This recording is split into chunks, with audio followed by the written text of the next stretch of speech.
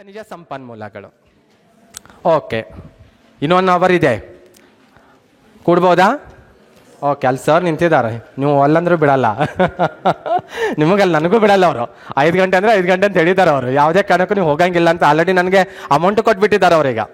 ಈ ಹಿಂದೆ ಒಂದು ಪದ್ಧತಿ ಇತ್ತು, ನಮ್ಮ ಕಡೆ ಎಲ್ಲ ಪ್ರತಿ ಊರಿಗೊಬ್ರು ಗೌಡ್ರು ಅಂತ ಇರ್ತಾ ಇದ್ರು. ಅವ್ರ ಮನೆಯಲ್ಲಿ ನಾವು ದುಡಿಲಿಕ್ಕೆ ಹೋದೇವಂದ್ರೆ ಅವ್ರು ಬಿಡೋವರೆಗೂ ಮನೆ ಬಿಟ್ಟು ಹೋಗಂಗಿಲ್ಲ, ಆ ದಿನದ ಕೆಲಸ ಮುಗಿಸೇ ಹೋಗ್ಬೇಕು.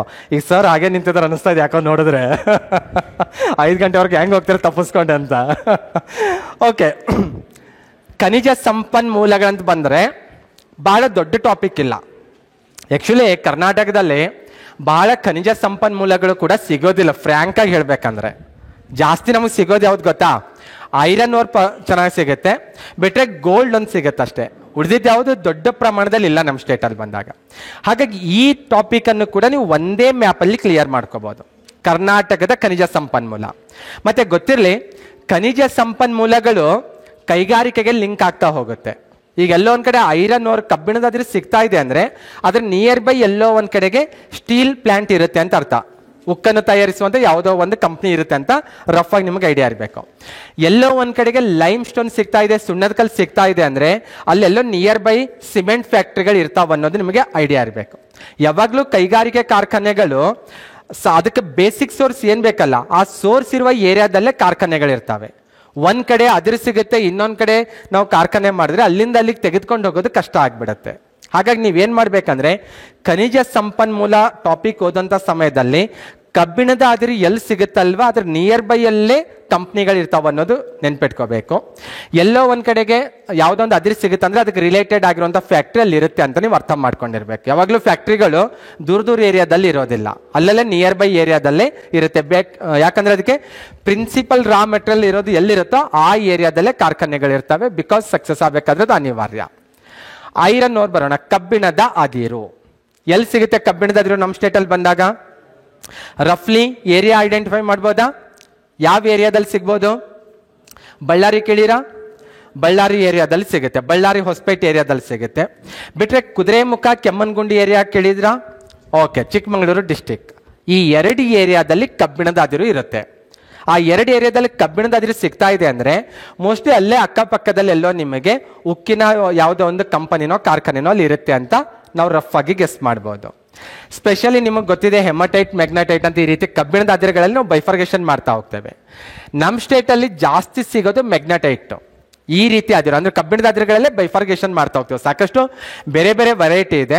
ಅದರಲ್ಲಿ ನಮ್ಮ ಸ್ಟೇಟಲ್ಲಿ ಬಂದಾಗ ಹೆಮಟೈಟ್ ಮತ್ತು ಮ್ಯಾಗ್ನೆಟೈಟ್ ಅಂತ 2 ಮೇಜರಾಗಿ ಸಿಗೋದು. ಅದರಲ್ಲೂ ಮ್ಯಾಗ್ನೆಟೈಟ್ ಜಾಸ್ತಿ ಸಿಗುತ್ತೆ. ಇವನ್ ಸ್ವಲ್ಪ ಎಕ್ಯುರೇಟ್ ಆಗಿ ನೆನ್ಪಿಟ್ಕೋಬೇಕು, ಯಾಕಂದರೆ ಮ್ಯಾಪ್ ನೋಡಿದ್ರೆ ಯಾವುದು ನಮಗೆ ಕಾಣಿಸಲ್ಲ ಅಲ್ಲಿ. ಇವನ್ ನಾವು ಪಾಯಿಂಟ್ ಮಾಡ್ಕೋಬೇಕು. ಓಕೆನಾ? ಪ್ಲೇಸಸ್ ನೋಡೋಣ. ಪ್ಲೇಸಸ್ ಎಲ್ಲಿದೆ ಅಂದರೆ ಇದೊಂದು ನೆನ್ಪಿಟ್ಕೋಬೇಕು. ಇದೊಂದು ಓಪನ್ ಪಿಟ್ ಮೆಥಡ್ ಅಂತಿದ್ದು. ಸ್ಪೆಷಲಿ ನಮ್ಮ ಸ್ಟೇಟಲ್ಲಿ ಕಬ್ಬಿಣದ ಅದಿರನ್ನು ಈ ಮೆಥಡಿಂದ ನಾವು ತೆಗಿತೇವೆ. ಓಪನ್ ಪಿಟ್ ಅಂದ್ರೇನು? ಭೂಮಿಯನ್ನು ಅಗದ ಅದಿರು ತೆಗೆಯೋದು. ಇದೇನು ಹೊಸದು ಹೇಳ್ತಾ ಇಲ್ಲಲ್ಲ ಸರ್, ನಮ್ಗೆ ಆಲ್ರೆಡಿ ಗೊತ್ತಿದೆ. ಭೂಮಿ ಅಗದೇ ತೆಗಿಬೇಕಲ್ಲ ಅದಿರೇನಿದ್ರು ಕೂಡ. ಆದರೆ ಭೂಮಿ ಒಳಗಡೆ ಸುರಂಗ ಕೊರೆದು ತೆಗೆದ್ರೆ ಅದು ಬೇರೆ. ಅದು ಇದು ಓಪನ್ ಅಂದರೆ ಹೆಂಗೆ ಈಗ ಬುಲ್ಡೇಸರ್ ಎಲ್ಲ ಬಂದು ನೆಲವನ್ನು ಅಗಿತಾವಲ್ಲ, ಆ ರೀತಿನೇ ಅಗಿದು ಐರನ್ ಓರನ್ನು ನಮ್ಮ ಸ್ಟೇಟಲ್ಲಿ ನಾವು ತೆಗೆಯೋದು. ಈ ಮೆಥಡ್ಗೆ ಓಪನ್ ಪಿಟ್ ಮೆಥಡ್ ಅಂತ ಕರೀತಾರೆ. ನಿಮಗೆ ಇಂಥವು ಸ್ವಲ್ಪ ಎಕ್ಯುರೇಟ್ ಆಗಿ ಗೊತ್ತಿರಬೇಕು ನಿಮಗೆ. ಕರ್ನಾಟಕದಲ್ಲಿ ಕಬ್ಬಿಣದ ಅದಿರನ್ನು ಓಪನ್ ಪಿಟ್ ಮೆಥಡಿಂದ ತೆಗೆಯಲಾಗುತ್ತದೆ. ಈ ಸ್ಟೇಟ್ಮೆಂಟ್ ಸರಿನಾ ತಪ್ಪಾ ಅಂತ ಕೇಳ್ಬೋದು ನಿಮಗೆ ಎಕ್ಸಾಮಲ್ಲಿ. ಬಹಳ ನಿಮಗೆ ಗ್ರೂಪ್ ಸಿ ಪೇಪರು ಅಥವಾ KS ನೋಡಿದ್ರೆ ಕ್ವಶನ್ ನೋಡಿದ್ರೆ ಟಫ್ ಅನ್ನಿಸ್ಬೋದು. ಅದರಲ್ಲಿ ಬಳಕೆ ಆಗಿರುವಂಥ ವರ್ಡ್ಸ್ ಏನಿರ್ತಾವಲ್ಲ ಅವು ಸಣ್ಣ ಸಣ್ಣ ಟರ್ಮ್ಸ್ಗಳಿರ್ತವೆ. ಅವನ್ನ ನೀಟಾಗಿ ಅರ್ಥ ಮಾಡಿಕೊಂಡ್ರೆ ಖಂಡಿತ ಇಂಥ ಕ್ವಶನ್ಸ್ಗಳಿಗೆ ಆನ್ಸರ್ ಮಾಡ್ಬೋದು. ಐರನ್ ಓರ್ಗೆ ಇದೊಂದೇ ಮ್ಯಾಪು ನಿಮ್ಗೆ ಕ್ಲಿಯರ್ ಆಗುತ್ತೆ. ಈ ಏರಿಯಾದಲ್ಲಿ ಜಾಸ್ತಿ ಐರನ್ ಓರ್ ಸಿಗುತ್ತೆ. ಇಲ್ಲಿ ಬಳ್ಳಾರಿ ಏರಿಯಾ, ದೋಣಿಮಲೈ ಅಂತ ಪ್ಲೇಸ್ ಕೇಳಿರ್ಬೋದು ನೀವು. ದೋಣಿಮಲೈ ಅಂತಿದೆ ಇಲ್ಲಿ. ಓಕೆ, ದೇವನಗುಡ್ಡ ಅಂತಿದೆ. ಬಂದಾಗ ಕುಮಾರಸ್ವಾಮಿ ಬೆಟ್ಟ ಇದೆ, ತಿಮ್ಮಪ್ಪನ ಗುಂಡಿ ಇದೆ, ಸಂಡೂರು ಅಂತ ಒಂದು 5-6 ಪ್ಲೇಸ್ ಇದ್ದಾವೆ. ಇವನ್ನೇ ಇಲ್ಲಿ ಲಿಸ್ಟ್ ಕೂಡ ನಿಮಗೆ ನೆಕ್ಸ್ಟ್ ಸ್ಲೈಡಲ್ಲಿ ಬಂದಾಗ ಲಿಸ್ಟ್ ಕೂಡ ಸಿಗುತ್ತೆ. ಇದು ಈ ಮ್ಯಾಪ್ ನಿಮಗೆ ಆಲ್ರೆಡಿ ನಾನು PDF ಅಲ್ಲಿ ಸಿಗುತ್ತೆ ಅಥವಾ ನೀವು ಗೂಗಲಲ್ಲಿ ಸರ್ಚ್ ಮಾಡಿದ್ರೆ ಸಿಗುತ್ತೆ. ಇಲ್ಲಿ ಕಬ್ಬಿಣದ ಅದಿರು ಜಾಸ್ತಿ ಇರೋದು ಕಂಡು ಬರ್ತಾ ಇದೆ. ಬಳ್ಳಾರಿ ಡಿಸ್ಟಿಕ್ ಇದು. ಅದು ಬಿಟ್ಟರೆ ಈ ಭಾಗ ಕೆಮ್ಮನಗುಂಡಿ ಇದೆ, ಬಾಬಾ ಬುಡನ್ಗಿರಿ ಇದೆ, ಕುದುರೆಮುಖ ಇದೆ, ಚಿಕ್ಕಮಗಳೂರು. ಕಬ್ಬಿಣದ ಅದಿರು ಅಂದರೆ 2 ಡಿಸ್ಟಿಕ್ ನಿಮ್ಗೆ ಕ್ಲಿಯರ್ ಆಗಿರಬೇಕು. ಅತಿ ಹೆಚ್ಚು ಯಾವುದು? ಬಳ್ಳಾರಿ. ಗಣಿ ಧಣಿಗಳಂತ ಏನಾದರೂ ಕೇಳಿರಾ? ಪೊಲಿಟಿಕಲ್ ಸ್ವಲ್ಪ ಇಂಟ್ರೆಸ್ಟ್ ಹೋದ್ರೆ ಕೇಳಿರ್ತೀರಾ ನೀವು. ರೆಡ್ಡಿ ಬ್ರದರ್ಸ್ ಏನಿದಾರಲ್ಲ, ಗಣಿ ದಣಿಗಳಂತ ಕರಿತಾ ಇದ್ರು ಅವ್ರಿಗೆ, ಈಗಲೂ ಹಾಗೆ ಕರೆಯೋದು ಒಟ್ಟಿನಲ್ಲಿ. ಬಳ್ಳಾರಿನೇ ಅವ್ರದ್ದು ನೇಟಿವ್ ಬಂದಾಗ. ಓಕೆ, ಗಣಿಗಳು ಜಾಸ್ತಿ ಇದಾವಲ್ಲ, ಕಬ್ಬಿಣದ ಅದಿರನ್ನು ತೆಗಿತಾರೆ ಅನ್ನೋದು. ಅದು ಬಿಟ್ಟರೆ ಸೆಕೆಂಡ್ ಹೈಯೆಸ್ಟ್ ಸಿಗೋದು ಯಾವುದು? ಚಿಕ್ಕಮಗಳೂರು ಡಿಸ್ಟಿಕ್. ಚಿತ್ರದುರ್ಗ ಇದೆ ಥರ್ಡಲ್ಲಿ. ಚಿತ್ರದುರ್ಗದಲ್ಲಿ ಎಲ್ಲೂ ಗಣಿಗಾರಿಕೆ ನಡೆಯೋದಿಲ್ಲ, ಇರೋದು ಎರಡೇ ನಮ್ಮಲ್ಲಿ ಇರೋದು. ಮೇಜರ್ ಆಗಿರೋದು ಒಂದು ಬಳ್ಳಾರಿ, ಬಿಟ್ಟರೆ ಚಿಕ್ಕಮಗಳೂರು ಡಿಸ್ಟಿಕ್. ಕಬ್ಬಿಣದ ಅದಿರ ಅಂದರೆ ಎರಡು ಪ್ಲೇಸ್ ನಿಮಗೆ ಕ್ಲಿಯರ್ ಆಗುತ್ತಿರಬೇಕು. ನಿಮಗೆ ಎಕ್ಸಾಮಲ್ಲಿ ಏನು ಮಾಡ್ತಾರಂದರೆ ಯಾವುದೋ ಒಂದು ಪ್ಲೇಸ್ ಕೊಡ್ತಾರೆ ನಿಮಗೆ, ದೋಣಿಮಲೈ ಅಂತ ಯಾವುದೋ ಕೊಡ್ತಾರೆ. ದೋಣಿಮಲೈ ಪ್ರದೇಶ ಯಾವುದಕ್ಕೆ ಫೇಮಸ್ ಆಗಿದೆ? ಟೂರಿಸಮ್ಗ, ಅಥವಾ ಯಾವುದೋ ಫಾರೆಸ್ಟ್ಗ, ಐರನ್ ಓರ್ಗೆ, ಅಥವಾ ಮೇಲ್ನ ಯಾವುದೋ ಅಲ್ಲ ಅಂತ ಕೊಟ್ಬಿಡ್ತಾರೆ. ಓಕೆ, ಹಾಗಾಗಿ ಈ ಪ್ಲೇಸಸ್ ನಿಮಗೆ ಆಲ್ರೆಡಿ ಮ್ಯಾಪಲ್ಲೇ ಇದ್ದಾವೆ. ಮ್ಯಾಪ್ ನಿಮ್ಗೆ ಕ್ಲಿಯರಾಗಿ ಕಾಣಿಸ್ತಾ ಇಲ್ಲ, ಈ ಮ್ಯಾಪಲ್ಲೇ ಇದ್ದಾವೆ ಆ ಪ್ಲೇಸಸ್. ಆ ಪ್ಲೇಸಸ್ ಅನ್ನು ಸ್ವಲ್ಪ ನೀಟಾಗಿ ಓದ್ಕೊಂಡಿರ್ಬೇಕು. ಬಳ್ಳಾರಿ ಡಿಸ್ಟಿಕಲ್ಲಿರುವಂಥ ದೋಣಿಮಲೆ ಆಗಿರ್ಬೋದು, ಸಂಡೂರು ಆಗಿರ್ಬೋದು, ದೇವದಾರಿ ಆಗಿರ್ಬೋದು, ಕುಮಾರಸ್ವಾಮಿ, ಕನ್ವೇನಹಳ್ಳಿ, ರಾಮದುರ್ಗ, ತಿಮ್ಮಪ್ಪನ ಗುಂಡಿ ಅಂತ ಇವೆಲ್ಲ ಪ್ಲೇಸಸ್ ಹೆಸರುಗಳಿಲ್ಲ. ಇವೆಲ್ಲ ಬಳ್ಳಾರಿ ಡಿಸ್ಟಿಕಲ್ಲೇ ಇದ್ದಾವೆ. ನೀವು ಇವನ್ ಕನ್ನಡದಲ್ಲಿ ಪುನೀತ್ ರಾಜ್ಕುಮಾರ್ ಪೃಥ್ವಿ ಫಿಲ್ಮ್ ಏನಾದರೂ ನೋಡ್ರೆ ಗೊತ್ತಿರುತ್ತೆ. ಪೃಥ್ವಿ ಅಂತ ಒಂದು ಫಿಲ್ಮ್ ಇದೆ, ಯಾವಾಗಾದರೂ ಫ್ರೀ ಟೈಮ್ ಇದ್ದಾಗ ನೋಡ್ಬೇಕು, ಮತ್ತೆ ಇವತ್ತೇ ಹೋಗಿ ನೋಡೋಂಥ ಅವಶ್ಯಕತೆ ಇಲ್ಲ. ಓಕೆನಾ? ಫ್ರೀ ಟೈಮ್ ಇದ್ದಾಗ ಯಾವಾಗಾದರೂ ಬೋರ್ ಆದಾಗ ಒಂದು ಸ್ವಲ್ಪ ನೋಡ್ರಿ. 2.5 ಗಂಟೆ ಫುಲ್ ಒಮ್ಮೆ ನೋಡ್ಬೇಕಂತನಿಲ್ಲ, ಮೊಬೈಲಲ್ಲಿ ಅರ್ಧ ಗಂಟೆ ಯಾವಾಗ ಬೋರ್ ಆದಾಗ ನೋಡಿ ಕಂಪ್ಲೀಟ್ ಮಾಡ್ಕೋಬೇಕು ನೀವು ಅದನ್ನು. ಓಕೆ, ಆಲ್ಮೋಸ್ಟ್ ಅಲ್ಲ ಅದ್ರ ಬಗ್ಗೆ ಅದರಲ್ಲೆಲ್ಲ ಅಲ್ಲೇ ಶೂಟಿಂಗ್ ಆಗಿದೆ ಆ ಏರಿಯಾದಲ್ಲೇ. ಹಾಗಾಗಿ ಒಂದು ಸ್ವಲ್ಪ ಅದ್ರ ಬಗ್ಗೆ ಗೊತ್ತಿರಬೇಕು, ಆ ಪ್ಲೇಸಸ್ ಬಗ್ಗೆ ಒಂದು ಸ್ವಲ್ಪ ಗೊತ್ತಿರಬೇಕು. ಚಿಕ್ಕಮಗಳೂರು ಬಂದರೆ ಬಾಬಾ ಬುಡನ್ಗಿರಿ, ಕೆಮ್ಮನ್ಗುಂಡಿ, ಕುದುರೆಮುಖ, ಇವೆಲ್ಲ ಜೇನುಸುರಿಗುಡ್ಡ, ಕಲ್ಲತ್ಗಿರಿ, ಗಂಗಾಮೂಲ, ಇವೆಲ್ಲವೂ ಕೂಡ ಚಿಕ್ಕಮಗಳೂರು ಡಿಸ್ಟಿಕಲ್ಲಿ ಐರನ್ ಓರ್ಗೆ ಫೇಮಸ್ ಆಗಿರುವಂಥ ಪ್ಲೇಸಸ್ ಇವೆಲ್ಲ. ಓಕೆನಾ?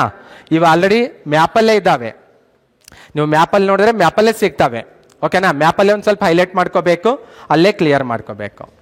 ಮೇಜರಾಗಿ 2 ಏರಿಯಾ ಯಾವ್ಯಾವು? ಒಂದು ಬಳ್ಳಾರಿ, ಸೆಕೆಂಡ್ ಒನ್ನು. ಓಕೆ, ಈ ಕಡೆ ಇರೋರೆಲ್ಲ ಯಾಕೋ ಫುಲ್ಲು ಚಿಂತೆ ಯಾಕೋ ಸ್ಟಾರ್ಟ್ ಆಗಿದೆ ನಿಮಗೆ.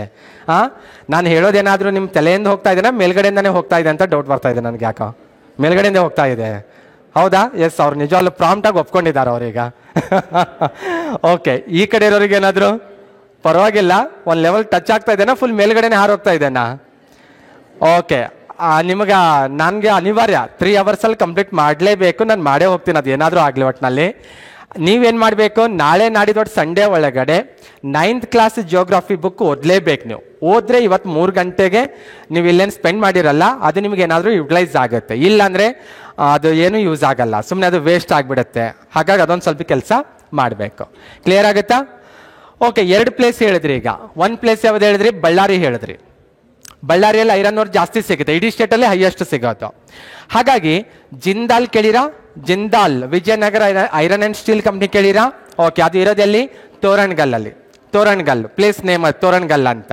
ಓಕೆ, ಕೈಗಾರಿಕೆಗಳಲ್ಲಿ ಬಂದಾಗ ನಿಮಗೆ ಇಲ್ಲೊಂದು ಕಾರ್ಖಾನೆ ಸಿಗುತ್ತೆ ನಿಮಗೆ, Vijayanagara iron and steel company ಅಂತ ಸಿಗುತ್ತೆ. ಇನ್ನೊಂದು ಚಿಕ್ಕಮಗಳೂರು ಹೇಳಿದ್ರೆ ನೀವೀಗ, ಚಿಕ್ಕಮಗಳೂರಲ್ಲೂ ಕೂಡ ಐರನ್ ಓರ್ ಜಾಸ್ತಿ ಸಿಗುತ್ತೆ ಅಂತ. ಹಾಗಾದರೆ ಅಲ್ಲಿ ಸಿಗುವಂಥ ಐರನ್ ಓರ್ ಬಳಸ್ಕೊಳ್ಳಿಕ್ಕೆ ಭದ್ರಾವತಿಯಲ್ಲಿ ಒಂದು ಕಾರ್ಖಾನೆ ಇದೆ. ಯಾವುದು? ವಿಸ್ಕೋ ಅಥವಾ VISL ಅಂತ ಹೇಳೋದು, Visvesvaraya iron and steel limited ಅಂತ. ಅಂದರೆ ನಾವು ಖನಿಜ ಸಂಪನ್ಮೂಲಗಳು ಓದ್ತಾ ಕೈಗಾರಿಕೆಗಳಿಗೆ ಏನು ಮಾಡ್ಬೇಕು, ನಾವು ಲಿಂಕ್ ಮಾಡ್ತಾ ಹೋಗ್ಬೇಕದು. ಅವಾಗ ನಮಗೆ ಕ್ಲಾರಿಟಿ ಸಿಗುತ್ತೆ. ಅದೊಂದ್ಸರಿ ಇದೊಂದ್ಸರಿ ಓದಂಥ ಅವಶ್ಯಕತೆ ಇಲ್ಲ. ಭದ್ರಾವತಿಯಲ್ಲಿ Visvesvaraya iron and steel company ನಿರ್ವಹಿಸ್ತಾ ಇದೆ ಅಂದರೆ ಅದಕ್ಕೆ ಬೇಕಾಗಿರುವಂಥ ಐರನ್ ಓರು ಕೆಮ್ಮನ್ಗುಂಡಿಯಿಂದ ಸಪ್ಲೈ ಆಗ್ತಾ ಇದೆ ಅಂತ ನಾವು ಗೆಸ್ ಮಾಡ್ಬೋದು. ಈ ಕಡೆ ಜಿಂದಾಲ್ಗೆಲ್ಲ ಇಲ್ಲಿಂದ ಸಪ್ಲೈ ಆಗುತ್ತೆ ಅಂತ ಆ ರೀತಿ ನೆನ್ಪಿಟ್ಕೋಬಹುದು. ಹಾಗಾಗಿ ಅದ್ರ ಬಗ್ಗೆ ಕ್ಲಾರಿಟಿ ಇರಬೇಕು ನಿಮಗೆ. ಓಕೆ, ಯಾಕೆ ಮಾತಾಡೋದು? ಆ ಕಡೆಯವ್ರು ಯಾರಾದರೂ ಸ್ಟೇಜ್ ಮೇಲೆ ಬರ್ತೀರಾ? ಬರಂಗಿದ್ರೆ ಬರ್ಬೋದು.